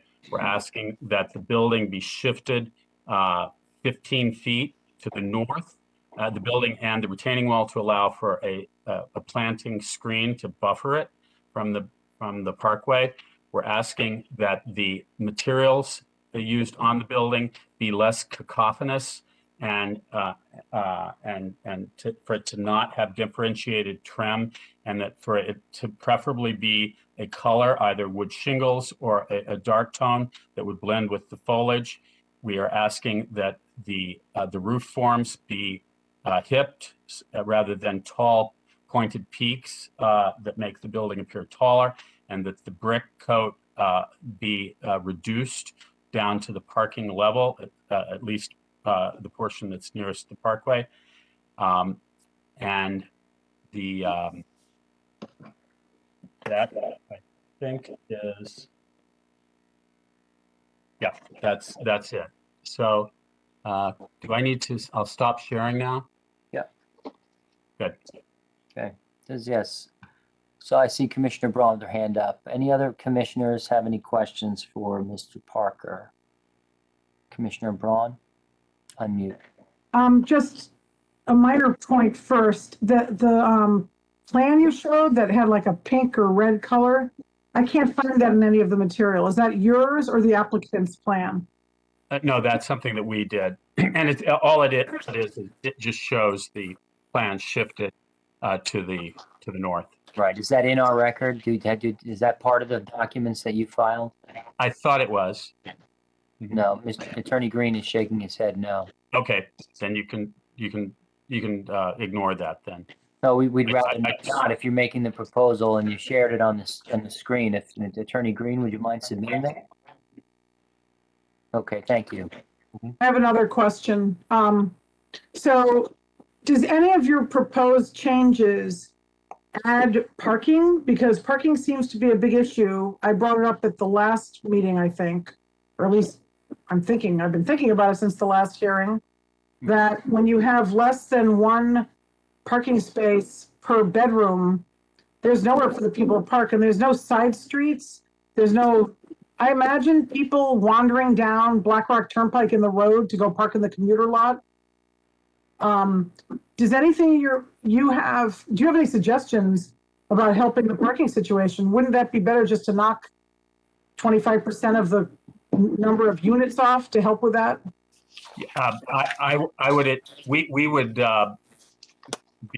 be very happy if the size of the building were just, if an entire floor were taken off rather than adding back.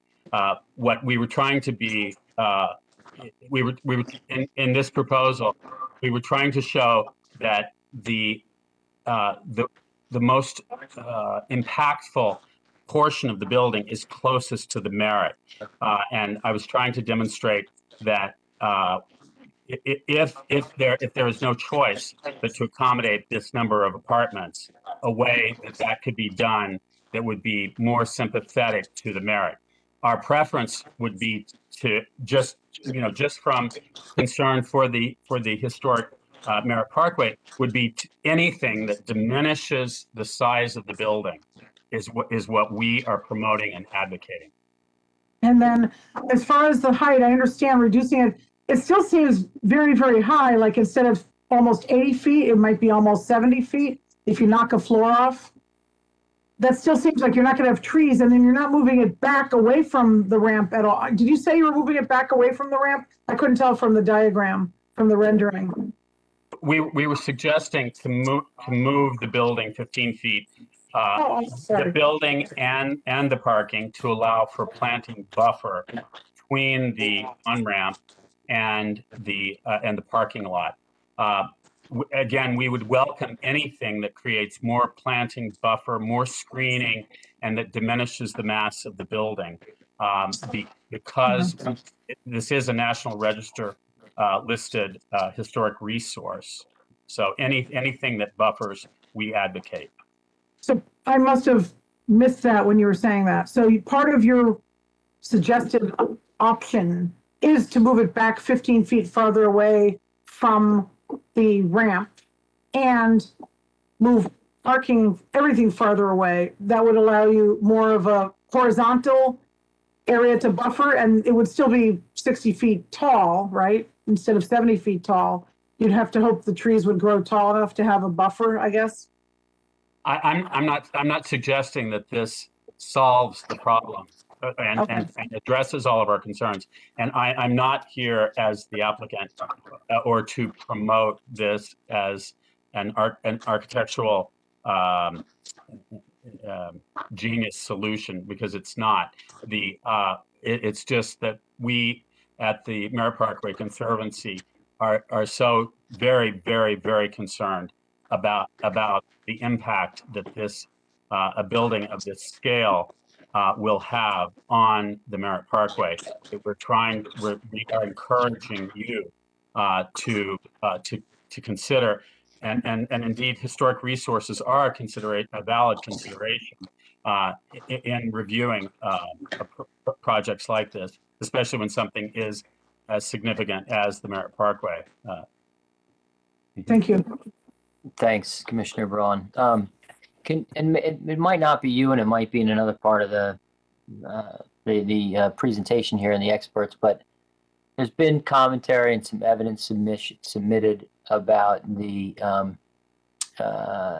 efficacy of the drainage in the underpass and in the ramp areas of the Merritt Parkway, and the applicant's proposal to hook up their drainage to that system, and that it's not capable of supporting the additional drainage, and it's going to lead to flooding issues and significant health and safety issues in that regard. Are you or somebody else going to testify about that? Yes. And Attorney Green will introduce someone to address those Okay. All right. issues. Very good. Very good. Green, you're on mute. Me? Attorney Green is trying to talk and he's on mute. Oh, sorry. I didn't see that. Thank you, Commissioner Noonan. If I may, Mr. Parker, before you step away, I just want to ask you, I guess I should frame this comment first. First of all, just to amplify and reiterate what Mr. Parker said, in no way, shape, or form is the Merritt Parkway Conservancy endorsing a development of this mass and size and number of units. And just to be clear, for all the reasons that have been expressed by the members of the public and in my earlier remarks, we feel that this project as it's presently comprised is unacceptable and unacceptable in terms of its impact on the historic resource.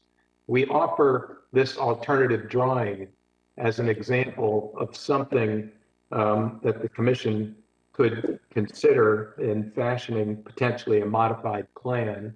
You heard Mr. Parker say that we prefer to see a floor taken off the building. Obviously, a reduction in the number of dwelling units would satisfy, for example, the parking concerns that Commissioner Braun raised. And certainly a smaller development would would address other concerns that we'll raise in our presentation.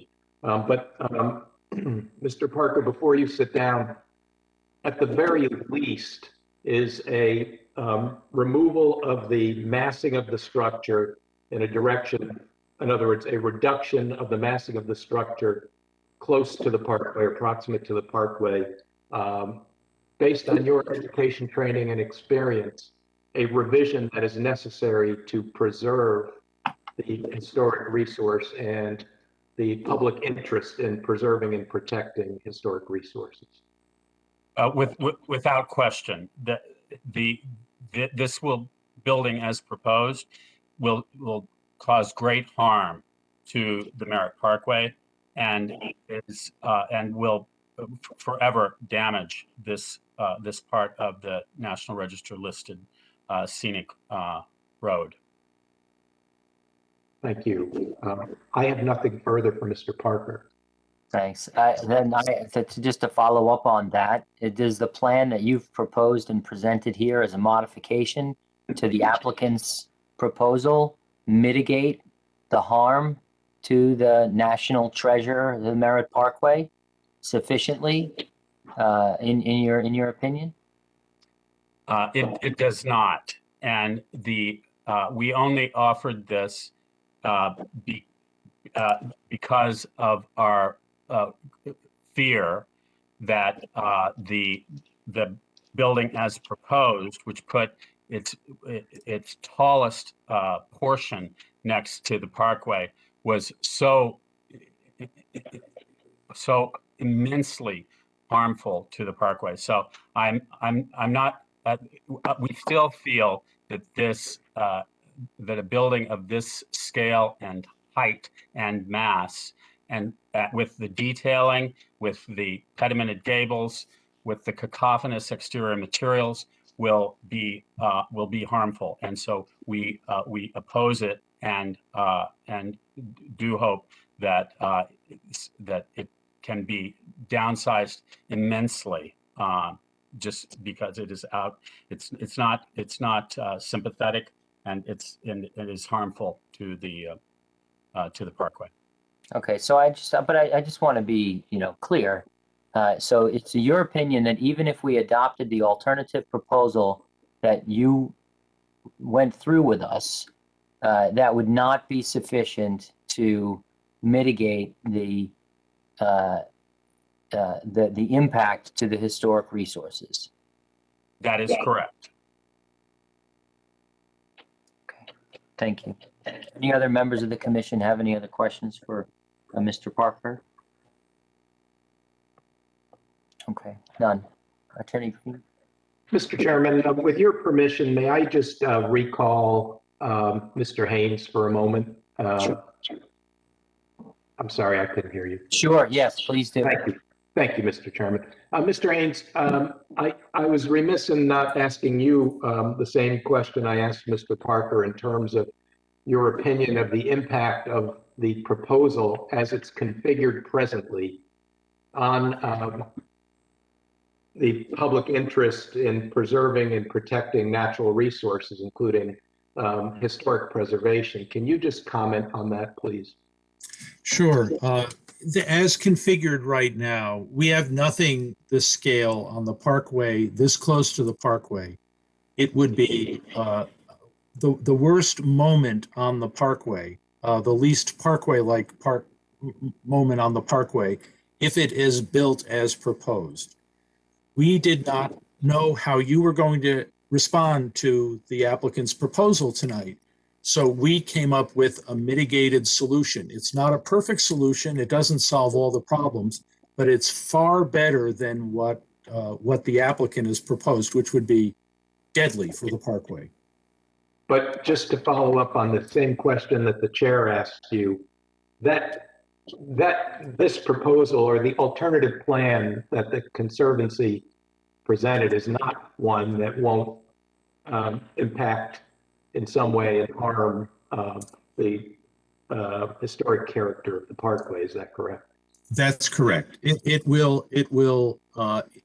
is a slightly better solution that we can plant out some of the worst parts of the project at the base. It's still going to be a presence on the Parkway. It won't be such an aggressive, unscreenable presence as the other proposal would be. But there's no question in your mind then that the plan as it's configured would harm the public interest in preserving and protecting historic resources. Is that correct? That's correct. Thank you. I have nothing further, Mr. Chairman, of Mr. Haynes. Thank you very much. Thank you. Next, I would like to call upon Darren Raymond Locke, who has appeared this evening, and just Ms. Raymond Locke is a historic preservation specialist. I know that she appeared before the commission previously, and while I'm not meaning to overburden the commission with testimony by preservationists. My purpose in calling Ms. Raymond Locke is that she is independent in the sense that she is not directly affiliated with the Merritt Parkway Conservancy. And I had asked Ms. Raymond Locke to do a peer review of the application and a peer review of the proposal by the Merritt Parkway Conservancy that we presented this evening. And initially, I would ask Ms. Raymond Locke to tell the commission and the public something about her education, training, and experience. And her CV is in the record, but this is again for the benefit of the public. Good evening. Hi, I'm Dr. Darren Raymond Locke. I have a PhD in archaeology and phenomenology of space through architecture. I have over 15 years of international historic preservation experience, and I have my own company locally called Sawdust and Strata. So Attorney Green had asked me to look over all the documents that were submitted, including the application for 4185 Blackrock Turnpike. The National Register nomination for the Merritt Parkway really stresses that the setting is and still is an integral part of its planning, construction, and design. The surrounding landscape of the Merritt was curated by the builders and designers very, very carefully to not only contribute to the rural feel and pleasant drive experience of that parkway, but also to kind of hide and heal the wounds of construction. And that's verbatim from the National Register nomination. Parkways in the 1930s and 40s were very much considered distinct from other types of roadways because they adhered to defined key points, one of which is the prohibition of unsightly roadside development and signs. The standard practice when considering construction near to or adjacent to national resources is to make sure that the new construction is very much subordinate to the designated resource. This development, as proposed, is very much not subordinate to the Merritt Parkway. It's far too large and is way too close to the Merritt to fit preservation models of construction set forth in the Secretary of Interior standards. The Secretary of Interior standards very explicitly states, and this is a quote, "New work shall be differentiated from the old and shall be compatible with the massing, size, scale, and architectural features to protect the historic integrity of the property and its environment." The proposed development for 4185 Blackrock Turnpike is too close and much too tall. It detrimentally affects the overall setting and feel of the Merritt Parkway, both of which, as I said, were very much carefully curated by its designers and landscape architects. Likewise, the exterior finishes make it further stand out. As David Scott Parker has presented, that massing and those external finishes and screening can really be used to mitigate the overall impact on the Merritt Parkway, mitigate its impact on the character defining features that made it eligible for the National Register, and certainly the integrity that is still there. Thank you. And Dr. Raymond Locke, and I apologize for not recognizing her earlier, forgive me. Based upon your education, training, and experience, are revisions necessary, revisions to the plan as it's proposed, necessary to protect substantial public interests in preserving and protecting environmental resources, which include the historic resource being the Merritt Parkway? Absolutely. I have no further questions of Dr. Raymond Locke. I don't know, Mr. Chairman, if the commission has questions. Thank you. Does do any members of the commission have any questions for Dr. Locke?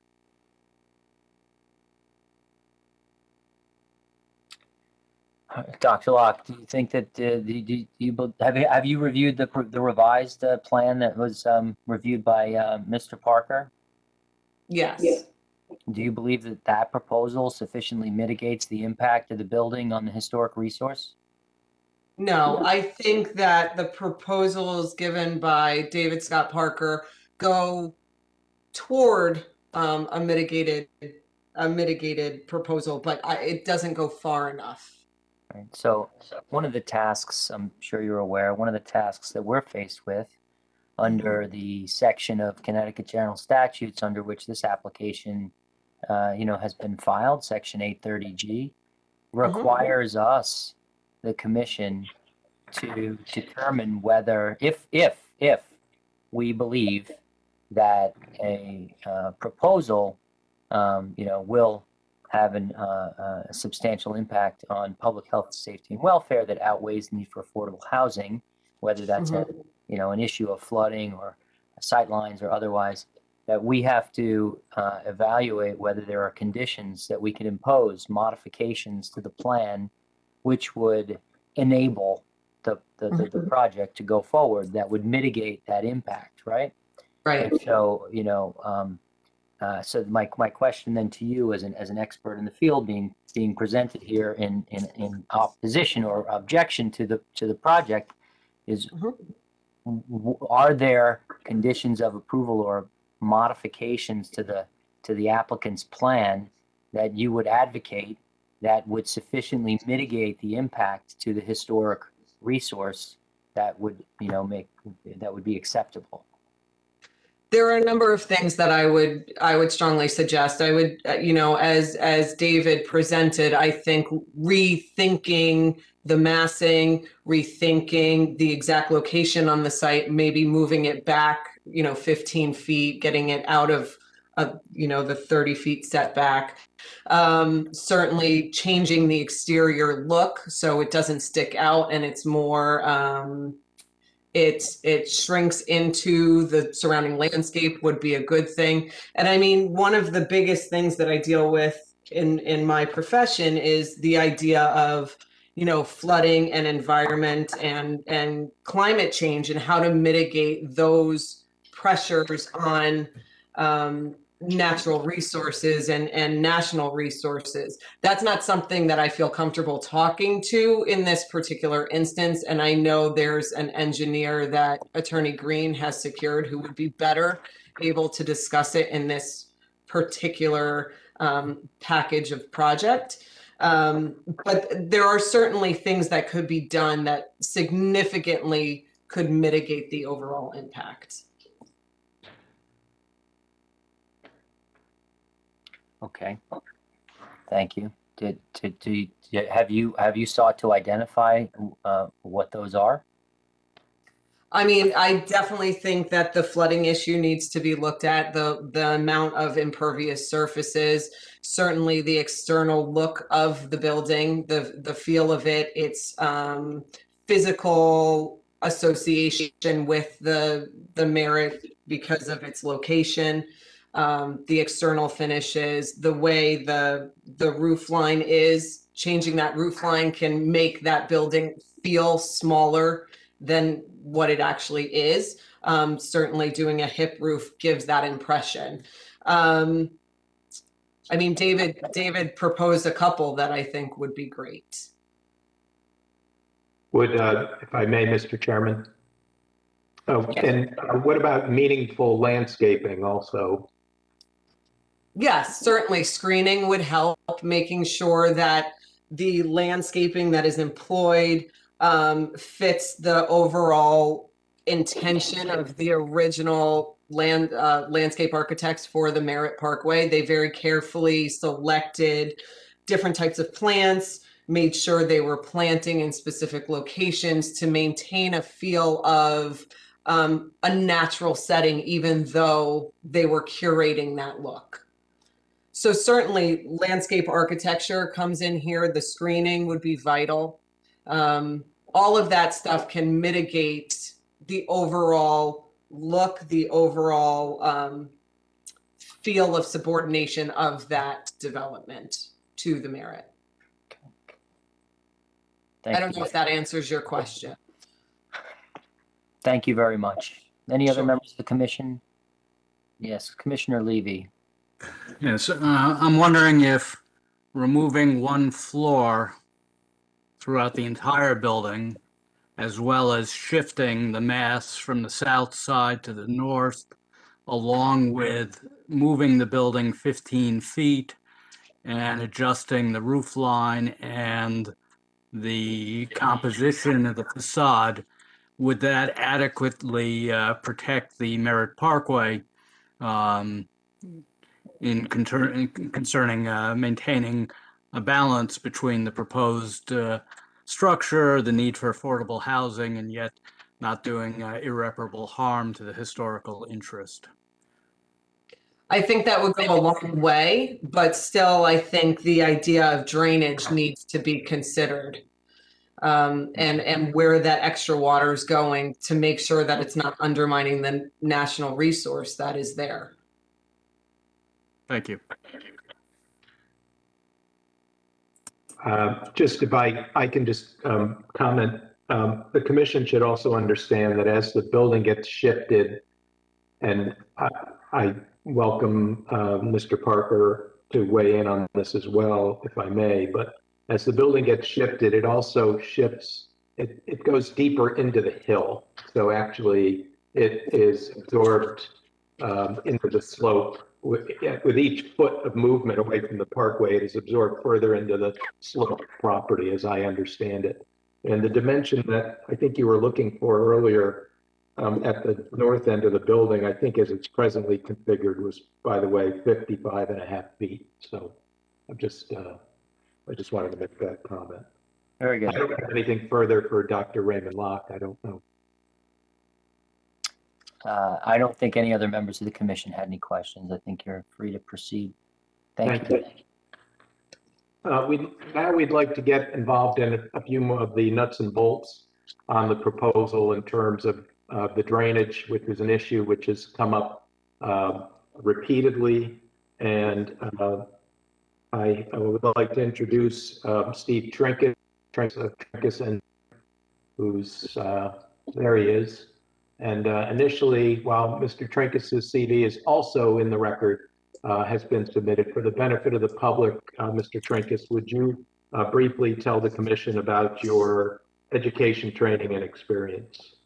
Yeah, I'd be happy to. My name is Stephen Trinkus. I'm a licensed professional engineer in Connecticut since 1988 and Maryland since 2017.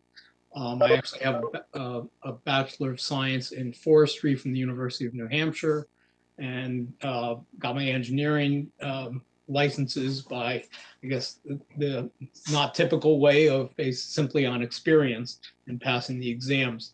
I've got 40 years in the engineering field with about 20 years working with low impact development, which is a focus on runoff volumes and water quality. And runoff volumes are very key in this particular project because it's the added volume of runoff which causes the flooding of any area.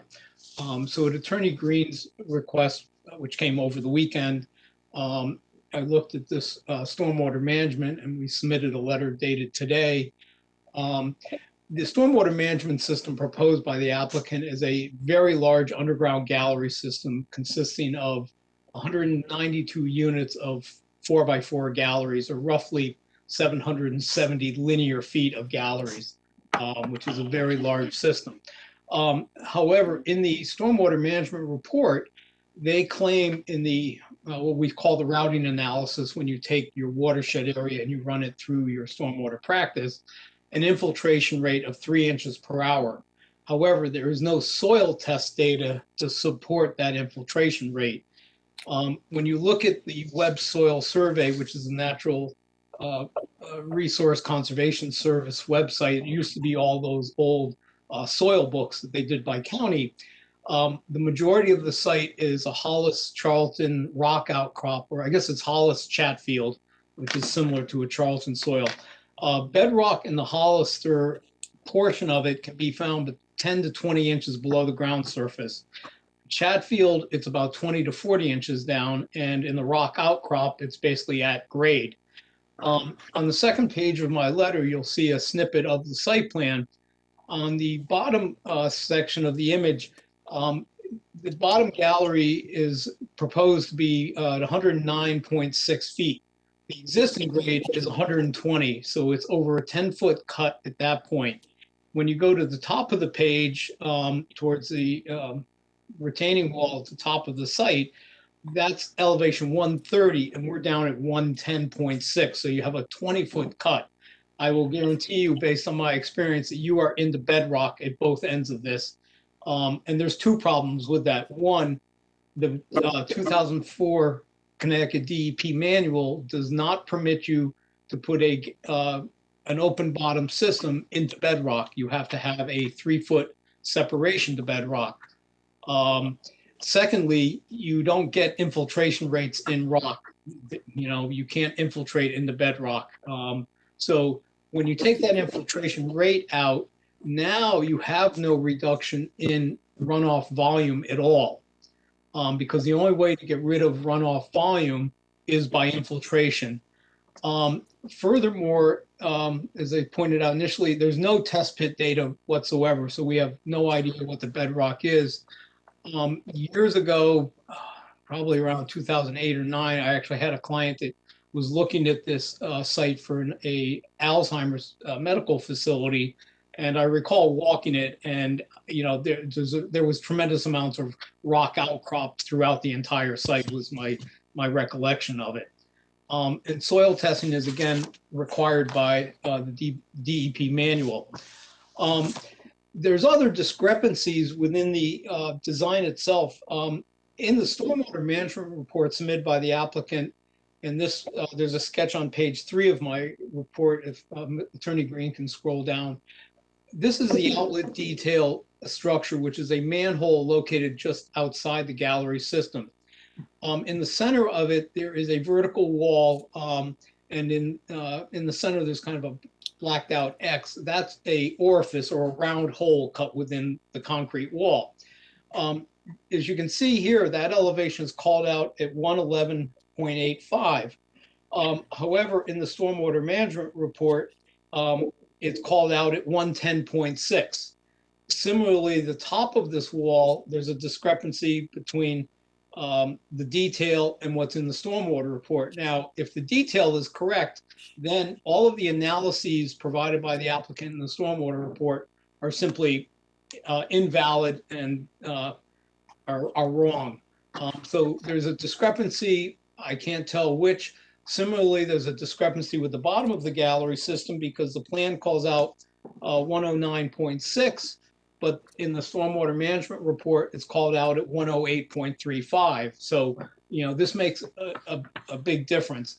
Now, the other major issue here, and this greatly goes to the effectiveness of the system, even to reduce peak rate runoff, this orifice structure is located about 2 feet above the bottom of the gallery. Now, if there's no infiltration of runoff, you basically always have 2 feet of water sitting in the bottom of the gallery.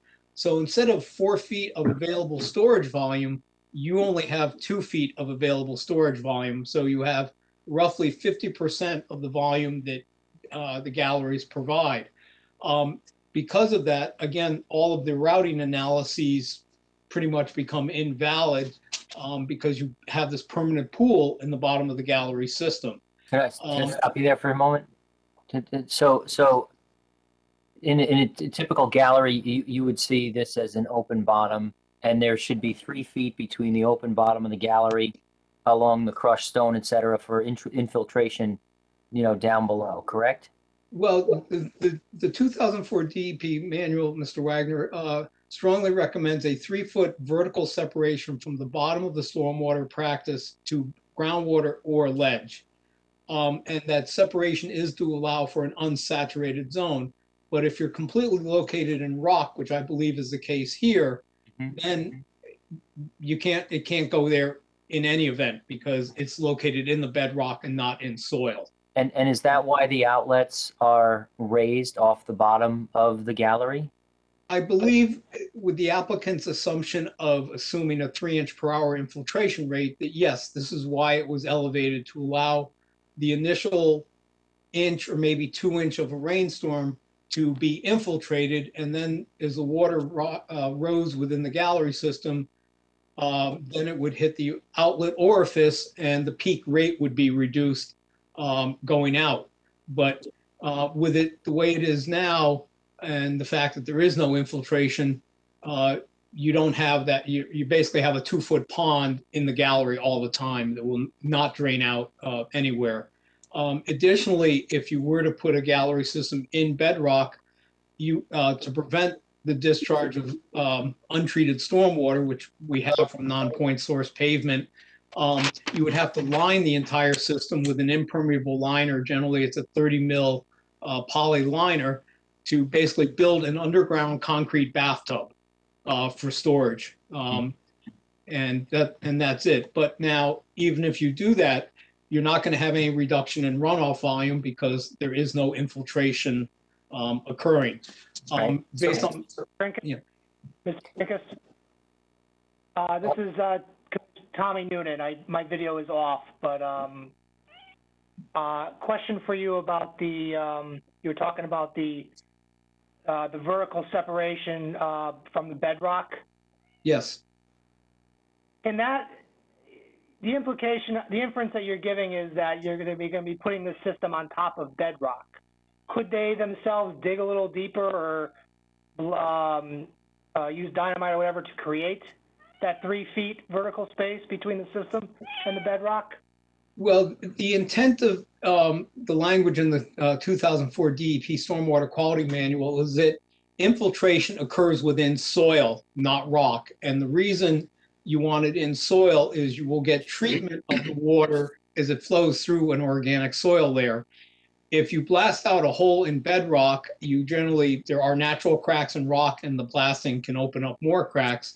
If the stormwater is allowed to enter into those cracks, now you're discharging pollutants from the pavement directly into the bedrock aquifer, and that is not permitted by the DEP manual. Right, Hence but the need for a liner. Commissioner Noonan is suggesting that they could create a 3-foot buffer of soil and crushed stone, rock, infiltrate, right? Well, yeah, except if you say dig a hole 10 foot deep and you're in bedrock, if I dig it another 3 feet in bedrock and put 3 feet of sand and gravel in there, the sand and gravel is still in the bedrock hole. So it's not going to treat it. It's not going to infiltrate. It's basically putting a layer of filter media in a concrete bathtub, or in this case, a ledge bathtub. So it doesn't work. It's similar to a septic system in that we cannot, if you don't have minimum suitability requirements to bedrock, the health code does not allow you to bring in 8 feet of sand to put a septic system in. There's certain standards and you just have to. I see, Commissioner Braun. Just give me 1 more minute, okay? Thanks. Thank you. That was into my question. Thanks. I appreciate that. Could you? What is the purpose of the orifice in the middle of the wall there? It restricts the flow. Basically, a detention basin is a big bathtub. And the way you achieve reductions in the peak rate is you put a small outlet pipe that only lets a certain amount of water through it and causes it to back up on the high side of the orifice or within the detention pond. So basically, it's a control to release only a certain amount of water out. And that's how you get peak rate attenuation, because it will back up on the inlet side. This is how standard detention ponds were done. So I understand that with respect to the tubes that allow for the water to exit the gallery. I don't understand the purpose of the orifice in the middle of the gallery, in the middle of the wall. Well, it's not, this structure is not in the gallery. This is a manhole that is outside the gallery. On this picture, you have on the right-hand side, the 15-inch pipe. This is the pipe coming in from the gallery system. And then within this manhole, which is a 4-foot diameter concrete structure, we have this concrete or masonry block wall that goes across the entire manhole. And at a certain point, at an elevation 111.85, in this case, this 8-inch hole is cut. So water comes from the catch basin system into the galleries, fills up till it starts coming in this 15-inch pipe, And then this 8-inch pipe restricts the flow that can go to the outlet side on the left. And that causes the water to rise up within the 15-inch pipe and also within the gallery, which is off to the right-hand side of the page. If you get a very large storm, it will fill up high enough where it will actually overtop the weir at elevation 113.6 and then go out. And it'll go up through the manhole. Well, it will go over this wall. This is trying to think. If you envisioned, I'll use a good analogy. If you had a little kid's pool, one of those blue plastic pools, and you put a 2x6 little piece from one edge of the pool to the other, the water couldn't get by either end. As you filled it, water would build up on one side of that board, and as you kept filling it up, it would overtop it. That's basically what happens with this weir wall, as it's termed, within the manhole itself. It will not go out the top of the manhole, but will come over this, fill up on the downhill side of the weir wall, and then go out through that 15-inch pipe to the DOT system that is along the entrance ramp to southbound Merritt Parkway. Well, is that system capable of handling that much volume? I mean, I get it, a 15-inch pipe, but okay, well then it'll just go over the wall and go out the other side. Why is that problematic?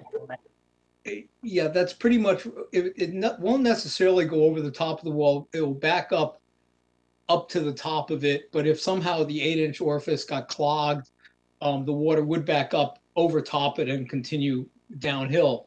But the problem with the design in this case is this orifice is roughly 2 feet above the bottom of the gallery system. So if water is filled up to this the bottom of the 8-inch pipe, then the gallery has 2 feet of water in it, and you don't have the full 4-foot storage volume. You only have roughly 2 feet of that. So now, based on the applicant's analysis, the water will, quickly go over this weir because you don't have enough storage volume, and you'll always have that pool of water sitting there that will effectively never drain out. It'll always be there. But if on the other side of the wall you've got a pipe that is capable of handling the outflow and it connects up with a drainage system, what's the problem with that? The problem is there's no reduction in runoff volume, so we're going to take the roof area, all the parking area here, and you're going to have this large volume of water that's going to be pretty much immediately discharged to the drainage system that goes under the entrance ramp and discharges to a head wall, which then goes a little bit northbound, and I believe ties into other drainage under Blackrock Turnpike, and that's the area that floods.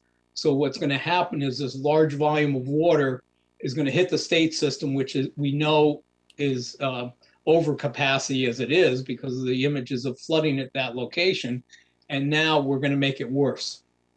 And so what's your basis for saying that the state system into which this is tied is over capacity? Because that's the testimony I asked about before, right? And this system that you're talking about now ties directly into that state system, right? An image was provided by Attorney Green, which shows flooding across that road. Also, having grown up in Reading and driven down Blackrock this way, I've been through there a couple times where there has been water across the road, albeit only 2 or 3 inches deep, so I could drive through it, but I've personally witnessed flooding in that area. So. Go ahead. Commissioner Braun, do you have a question relative to this here? My question concerns blasting. If this whole, I've driven by that area. It looks like exposed ledge or close to exposed ledge. In other words, not much distance between the soil and the bed and the rock. I couldn't find in their drainage report or any of their materials any reference to blasting or any kind of investigation of subsurface geological structures. How do we know, what is underneath there? And if they are going to blast, how that would affect groundwater and any aquifer that could be flowing underneath there? Do you see any of that in the materials you looked at? I'm not an expert on any of this. No, I did not. There's nothing on blasting. There is no soil borings that tell you the extent and type of bedrock that's out here, and that definitely is important because you can have some types of bedrock that have no cracks in it. They're just completely solid rock. Other rock is well fractured, and groundwater flows freely through fractured rock. You can look at any of the ledge cuts along the Merritt where during the winter, you get ice flows coming out. So, water flows through those cracks, but there is nothing been submitted about that. But it's a very legitimate concern of, basically expanding fissures within the rock where now you've got more water coming out of the rock that you have to deal with. Do you think blasting will be required based on whatever you know of the topography, just on the materials that they provided? From my personal knowledge of the site, the answer is yes. There will be blasting necessary. And I know that, we have the fire marshal, whoever who is in charge of blasting, but I'm not sure the fire marshal is concerned with aquifers and groundwater and the impact of blasting on that. It's more structures and human safety. That's my understanding anyway. That's generally the rule of fire marshals. You would need a report from a hydrogeologist to look at the issues that you're raising. And so if we don't know what's under there, how do we know what the impact would be of the blasting? I have a sort of an ancillary question. I do not believe there's enough parking here, just based on everything I've heard and the number of units. And I think in the presentation originally by the applicant, they can't extend the parking farther into the hill. Well, they would have to blast, obviously, because somebody else owns that. Like they can only build where they're built, or maybe it's because the permit was approved for this exact footprint originally, and that's what they're sticking to. But I think they also said somebody else owns what looks like part of the site, but must not be part of the site, which also looks like a huge hill, which is probably more blasting that would be needed. If they would have to do even more blasting, let's say they bought that adjacent property and decided we need more parking at some point in the future, would that require blasting also? I mean, it would, based on my experience walking this site, 10 plus years ago, because my client was going to buy the entire parcel, which went up to the top of the hill. And I recall walking up there and there were numerous ledge outcrops up there. So yes, blasting would be required.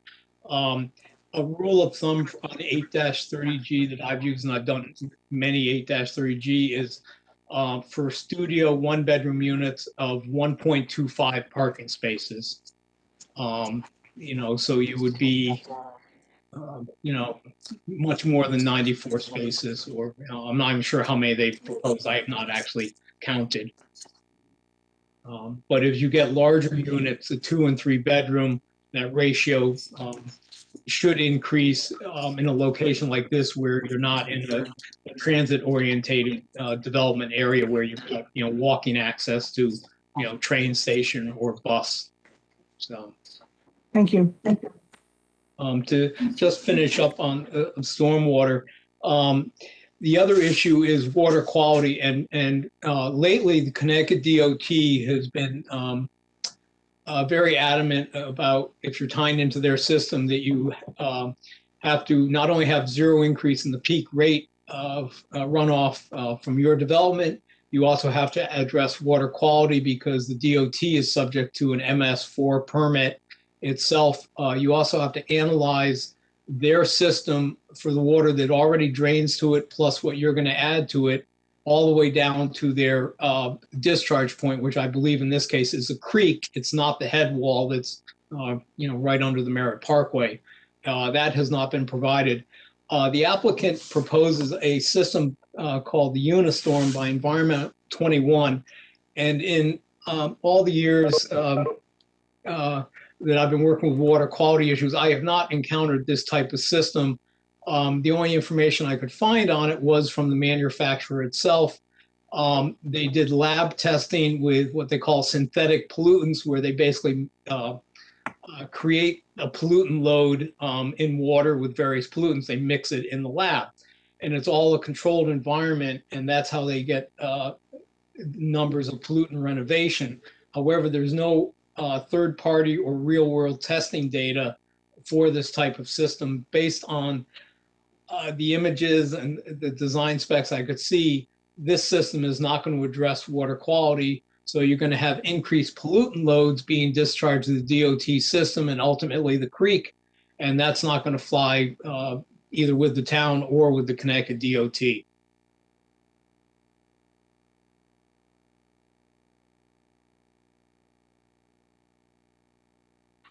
Very good. Mr. Green, you have questions for Mr. Trinkus? I'm sorry. I'm unmuted now. You are. Attorney Green, you have questions of Mr. Trinkus? I do. I'm going to try to screen share here. I have a document that I'd like to question Mr. Trinkus on, if I can get it to appear. Mr. Trinkus, if you could just go over your, and I hope the commission can see this. We can. If you could just a little bit more slowly go through your initial testimony on the gallery system here and the elevations, and I'll try to help you with my cursor if I can to point to the areas. But I think this is to the left. My cursor is now on the head wall drain that you were referring to. Correct. At the end of your presentation, correct? Yes. Now, so this manhole structure is located, is this it? Yes, this with the line through it. Structure? Yes, the line through the circle is the control structure. And just so that the commission understands, I think to use the kiddie pool analogy, ordinarily, if I'm correct, Mr. Trinkus, and please tell me if I'm on the right track. The kiddie pool analogy with the 2x6 across the pool on its edge, the kiddie pool itself would have a perforated bottom that would allow water to leak out from the pool. And I think your point is that as a result of the design of this, the way it's located in this bedrock, effectively the pool never drains because the holes are blocked by rock. Is that correct? Yes, it is. That is correct. And your theory is, when you explain how that kiddie pool works, if there's a 2x6 that's on its edge all the way across the pool, as the pool fills from the uphill side, on the uphill side of the 2x6, the water in the pool is draining through the holes in the bottom. But if there is a surge, what happens is the water rises along the 2x6 and there's a orifice or a hole halfway up the 2x6 that begins to allow water to drain into the downhill side of the pool, where it also has drainage capacity through the holes in the bottom. Am I on the right track? Yes, you are. And unfortunately, because of the way that the pool is situated, there are no holes in or the holes are blocked by stone, by rock, solid rock. So there's no infiltration capacity. So what happens is at all times, based on your explanation, the pool would always have up to 6 inches of water in it, in the pool. And when the surge of water comes, effectively, the water is effectively traveling from the uphill side of the pool over the weir into the outlet and flowing to this drainage control structure that I'm pointing to, and then to this head wall. Is that? Yes, yes, it is. Now, that's what would happen. If you could just explain to the commission where you began your analysis on the height, the cut and the height of the galleries, that would be helpful. Okay, so where Attorney Green pointed out the outlet structure, on that end of the gallery, if you go to the right towards the building, the dashed line coming kind of out from the gallery, that's elevation 120. That's the existing ground elevation. A little bit further to the right, right about there. And then just outside the property boundary, kind of right below the arrow, the end of the north arrow, it says install 192 units of 4x4 galleries. And it says the elevation, bottom elevation is 109.60. So do the math, and that's a 10.4 foot cut at that particular point. Now, if we come to the other end of the galleries on the side of the building, we have the 128 and the 130 contour. You can see the numbers right there. Again, the bottom of the gallery is level at 109.6. So now you've got a 20.4 foot cut at that point. And your concern about the composition of the material that is at 109 is what? That it's bedrock based on the soil types that I've seen in the field and the information from the web soil survey. Okay. I mean, if you were only going down a foot or two below existing grade with the gallery system, you would likely be in soil, but pretty much anywhere you dig short of being down by Fairfield Beach, if you're 10 foot below grade, you're going to be into bedrock. That's just New England soils. Okay. And this structure here is actually a catch basin at 107.48. I'm looking for your proof. I don't. Oh yeah, that's the existing catch basin that it's a drainage line that heads southbound to another catch basin on the southbound entrance ramp. And so you're concerned about the ability of this system in this vicinity is specifically what then? There's going to be too much water from this site that when combined with the existing water from the entrance ramp and the Merritt Parkway, which we know Blackrock Turnpike is a low point. It goes uphill heading southbound towards New York. It also goes back uphill heading towards the eastern exit. So you've got all of that pavement draining to this general low point. That you add all of this water, which is a significant volume. The pipes do not have the capacity to handle it, and water will actually flow out of the catch basin tops. It's what we call the hydraulic grade line, where the pipes are actually under pressure, and as the drains have open tops on them, water will actually shoot out of the top of the structure instead of going into it. So, and you will have flooding as a result of that. And the same kind of flooding that we saw in the picture that's been circulated. Yes, you would be adding to that condition. Okay. Mr. Chairman, I don't know if the commission has questions based on my examination of Mr. Trinkus. I do. Yeah, Commissioner Noonan, and maybe you can stop sharing. Or I don't know, maybe Commissioner Noonan wants you to keep it up. It doesn't matter, he can keep it up or not, that's fine with me. Yeah. Mr. Trinkus, we were talking earlier, talking about the 3 foot gap between the system and the 3 foot below that is needed for infiltration. If they were somehow able to get that, would their drainage system be sufficient? You would have to do what's called infiltration tests down at that depth, either at the bottom of the gallery system or below it, because that is the soil layer that would accept it. Generally, again, in New England soils, we get a lot of either hard pan or glacial till soils that, while they're not bedrock, also are very hard soils, and they do not have any generally infiltration capacity, simply because they have a high silt and clay content, and they're kind of, as a term we use, it's kind of glued together. But you'd have to test it to see. And then the DEP manual requires you to take 50% of that value when you actually design the system as a factor of safety. So if the soil had a 1 inch per hour infiltration rate, you're going to model the system using 0.5 inch per hour infiltration rate, because the infiltration rate is, significantly slower than what the applicant used.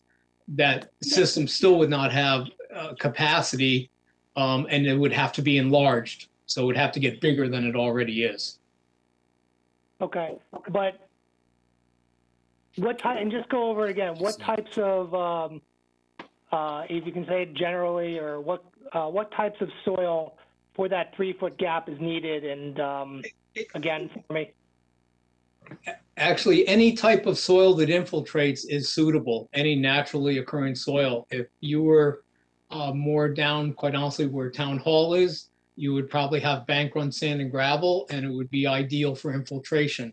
When you start coming back up, away from the coast, we get more of our geologic drumlins, which are hard pan soils, or you get the glacial tills, which are not uncommon in the Hollis Chatfield complex, which are a little more sand and gravel, but there's enough silt content that the soil is very compact to dig through, and hence does not have a lot of infiltrative capacity. But any type of soil layer that has infiltration is suitable. It just depends on what the rate would be. Okay, but assuming the soils were sufficient, the rates are sufficient, at least as designed, if they had that 3-foot and the proper soil, their system could work, assuming a lot of factors that I just said. Yes, it could work if you had good, good infiltration rates. Because of the flooding issue here, I can't speak for DOT, but DOT may want, more detention than simply matching zero increase because of the capacity issue of the existing system. If they can make a situation better, they will ask an applicant to raise the bar to, so they don't have to replace their system, basically. Okay, and now the opposite side of that. I take it it's your position, based on your experience and having viewed the property, that their system is likely going to, if constructed, they're not going to have that 3-foot gap. They're likely going to be sitting on bedrock or some other non-impervious material below the system. Is that, did I understand your testimony? Yeah, it would be non-pervious material, and yes, it would be likely in bedrock. And again, it would have to be lined, because you cannot have an open bottom stormwater system sitting in bedrock because of the risk of groundwater pollution. And now, part of our responsibilities sitting for an 830G is there a way for us to modify, if we find that there's an issue with the drainage, is there a way to modify the plan as submitted to alleviate those concerns so that they don't outweigh the need for affordable housing? Do you have any proposals, assuming what you said, assuming your testimony is accurate, that it would be sitting on bedrock or some other non-impervious soils? Do you have any proposals that could alleviate the drainage issues? The system would have to be redesigned to account for no infiltration. It would likely have to get larger. You would have to beef up the water quality treatment of the runoff.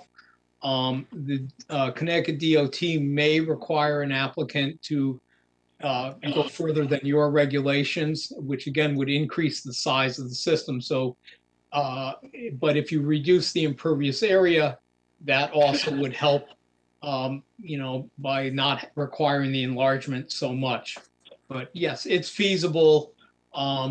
There's a lot of different products out there, but it becomes a cost factor also. I mean, this is a very large system. This is almost 800 linear feet of 4x4 galleries. That is a very big system. But could a larger system be put onto this property to accommodate 94 units? Likely you might put it somewhere else, perhaps in the front portion of the driveway, where the two garage entrances are, under that portion of the driveway. you can have multiple underground detention systems. That's not a problem. I mean, there is room on the site to do that. Okay, thank you. Commissioner Levy. Yes, Mr. Trinkus, there's been a lot of testimony on water getting out of the galleries through infiltration or overflowing through pipes. Looking at the topography of the site, I'm concerned about whether or not the system is adequately designed to catch the runoff. I note on the west, there's a slope which runs roughly from 170 feet to 120 feet, which is a very steep decline, creating almost a canyon effect between the slope to the west and the building itself. In a heavy rain, water coming off that hill, is it going to be caught by these galleries? Is it going to, or is it going to overflow the site along the retaining wall? The applicant proposes a 3-foot wide stone trench with a 15-inch pipe in it on the uphill side of, I believe, the retaining wall that's on the west side of the building. There are no computations to go to your point of how much water is going to be directed to that pipe. That pipe bypasses the gallery system and is directly connected via a manhole just uphill of the catch basin by the entrance ramp. So that overland area, which the applicant considers off-site runoff because it's mostly the property to the west, they're bypassing the stormwater system. However, because of the shallow bedrock, on this plan, you can see just to the west of the building, there's a heavy dashed line that runs parallel to the building. That's this trench drain with a 15-inch pipe. So that water is being routed around the building and then being tied into the state. One of the problems with soils with shallow bedrock is, the world might as well be paved, even if it's wooded, because, the bedrock is impervious to infiltration. So this is an issue that actually occurred in Vermont during Hurricane Irene when they got flooded out, because all of the mountains there are shallow bedrock and the water just came rushing down the mountain slopes and flooded all the towns along the river. But here, they haven't quantified how much water is coming off of that, whether this pipe system can handle it, and what the effect would be on the DOT system at this point in time. So are you saying it would be comparable to the Deerfield River flooding, which went right up through Vermont there? A lot of it is that one of the consultants I worked with from a firm in Amherst years ago did a lot of assessment work in Vermont. And besides obviously having 10 to 12 inches of rainfall, when you really look at Vermont, most of Vermont is really green. It's not developed, but yet the flooding occurred in the areas where you had really no impervious cover, but you simply had bedrock mountains where the water just fell on that and ran right to the valleys and then flooded the towns like Okemo and other communities right along the river there. So very similar situation. I mean, ledge is impervious. It might as well be pavement. Thank you.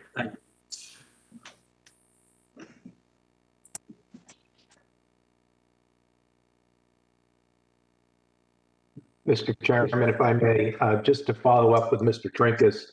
Mr. Trinkus, I presume that your answers to the questions posed by the commission are all dependent on adequate testing of the soil in these test borings and test holes and test pits that you've discussed. Is that a fair qualifier?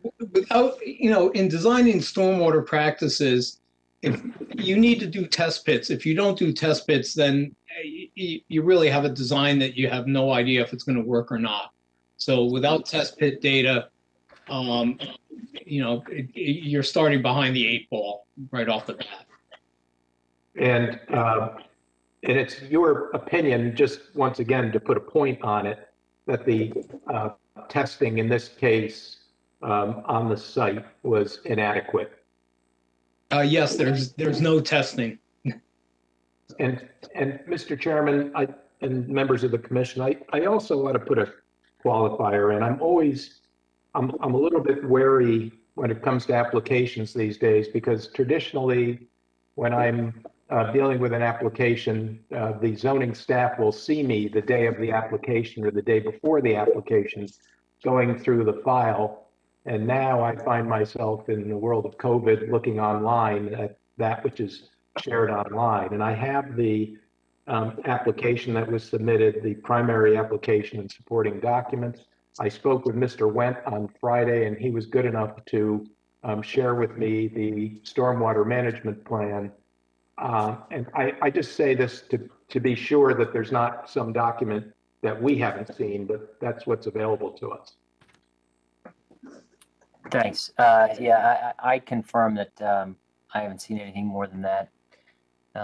Mr. Went, no additional documents have been filed, right? I believe Mr. Green has everything that we have. Yeah, thank you very much.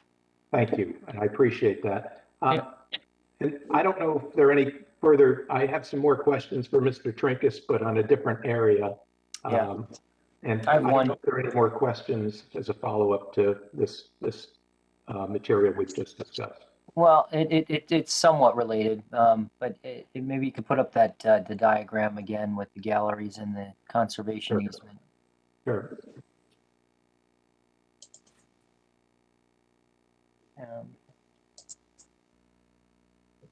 And it really just has to do with the moving of the building. The proposal to move the building 15 feet back. Does that proposal implicate the conservation easement?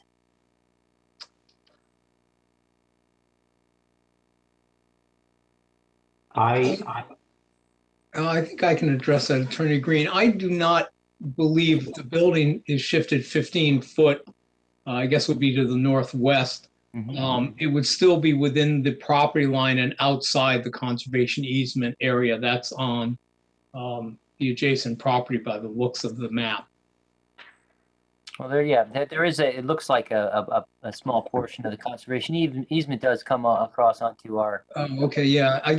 If you went over 15 foot, you would probably be about 5 feet off of that easement line, which would mean the walkway and that drainage might not fit between the building and the easement line.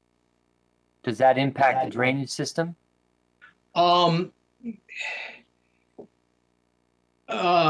No, it doesn't, because everything, I think, with the retaining wall that's along the entrance ramp, that would also move over. So it's just a shift over.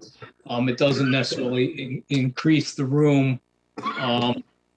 It might require the system to be a little larger depending on, the grading that's done. Okay. All right. Thank you very much. So my next question, and I know that we've confirmed that all of the materials were available on the website at this point, and I can save a lot of time if through you, Mr. Chair, I can ask the applicant whether there is actually a sightline drawing. I didn't see an actual sightline site plan that showed the site lines that were presented at the last session of the public hearing. And through you, if I could just ask that question, it could save a lot of time. Yeah, I believe that the sightline analysis was in the traffic report, and the traffic engineer testified as to the adequacy of the sightlines. So that's my question. I saw the materials in the traffic report, but in the traffic report that I saw, I didn't see an actual site plan that showed the sight lines, and that's my question. No, maybe not. So I recall the data being presented and the traffic engineer testifying to that, but proceed. So I'm just through you, I'm asking if the applicant, I see that Mr. Sullivan, who I believe did the traffic analysis, is on the call, and through you, I would just ask if I'm missing it or whether if it's not there. That's my question. Attorney Green, you have everything that we have, and that's been confirmed through Mr. Wendt. We're not going to ask the applicant for,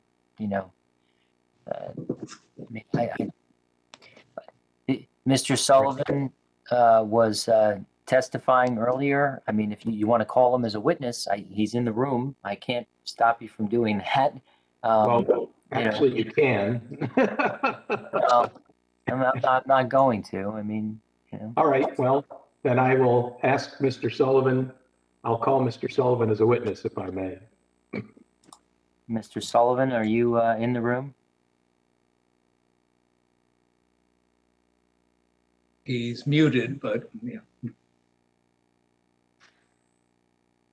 I think I see Mr. Sullivan now. There he is. Excellent. Mr. Sullivan, thank you very much. Attorney Green, do you have questions? Yes, Mr. Sullivan, is there actually a site plan that shows the sightline analysis in the application? There is a sightline profile. There is not one prepared yet. We can't prepare one. We have one in our office, but it has not been submitted. And is it your intention to submit it? We certainly can. It was not my intention because the sightlines, with a little bit of clearing along the frontage, are ample. I'm sorry, could you repeat that? I'm sorry, could you repeat that? The sightlines, as I discussed last hearing, with a little bit of clearing along the site frontage where the parking lot is now, are ample. They're over 500 feet in both directions. But certainly, if the commission would like, I could certainly have one submitted. Well, if I may, Mr. Chairman, there's been an awful lot of public comment about concerns about traffic and traffic speed. And I appreciate, with all due respect to the applicant, it seems to me that ordinarily this commission does require, I've not seen an application of this magnitude, certainly, but many applications, all of the 8-30G applications I've seen ever have always had a sightline analysis, a site plan. So that we do have a sightline analysis, sir. And that is indicated in our report. If you're talking about a geometric sightline profile, that's the engineering document that we'd be happy to provide. Okay, thank you. If you could email that into the commission and we'll distribute it. And Mr. Chairman, will I have an opportunity to address that when it's filed? Well, if we are still talking in 20 minutes, we will reach our curfew. This public hearing will be held over until our next meeting, and we will still be in public comment. So I think you will. All right. Well, it seems to me that raises an interesting question. And as I understand the governor's executive order, materials, certainly the public has to file materials at least 24 hours before the hearing. And as I understand it, the applicant has to file materials at least 7 days and post them before the hearing. I do have concerns about the conclusions that the applicant has reached regarding sightline distances, but I can't address them without the geometric, the layout, as Mr. Sullivan indicated. So I would like to reserve the opportunity to do that. Frankly, I don't have a lot more to offer the commission this evening, or I don't anticipate offering the commission much more. You have a copy of the memo that we had submitted that addresses the issue of the ability of the commission to deny or modify this application based on the need to protect historic resources. So let me interrupt you, Attorney Green, so that you don't feel the need to filibuster for the next 18 minutes. And I say that with a smile on my face. I Attorney Alter, do you have any objection to Mr. Sullivan submitting the engineering profile for the sightlines and Attorney Green reserving his review of that and resuming the next hearing with that? I do not. Excellent. Thank you very much. You're very So welcome. let's proceed that way then. That also accommodates your request that you hold over your rebuttal until next session, which we've now reached. So I think that that works for everyone. Does that work for you, Attorney Green? It does, and I can assure the commission that I will be extremely brief in reviewing that, and I'll have just minutes of some concluding remarks, and that's all, unless there's other new material submitted, but that's my plan. And that's agreed. So your holdover is for the purposes of reviewing that the sightlines issue and questioning Mr. Sullivan, and then your summary and concluding remarks. At which point we'll turn it back over to the applicant for their rebuttal. Okay. Thank you, Mr. Chairman. All right. Has anybody else before we adjourn here have any questions or comments for the for Attorney Green? No. All right. Very good. Then with that, I will hold this hearing open until our next meeting, and I will adjourn this meeting. Good night, everyone. Night. Thank you.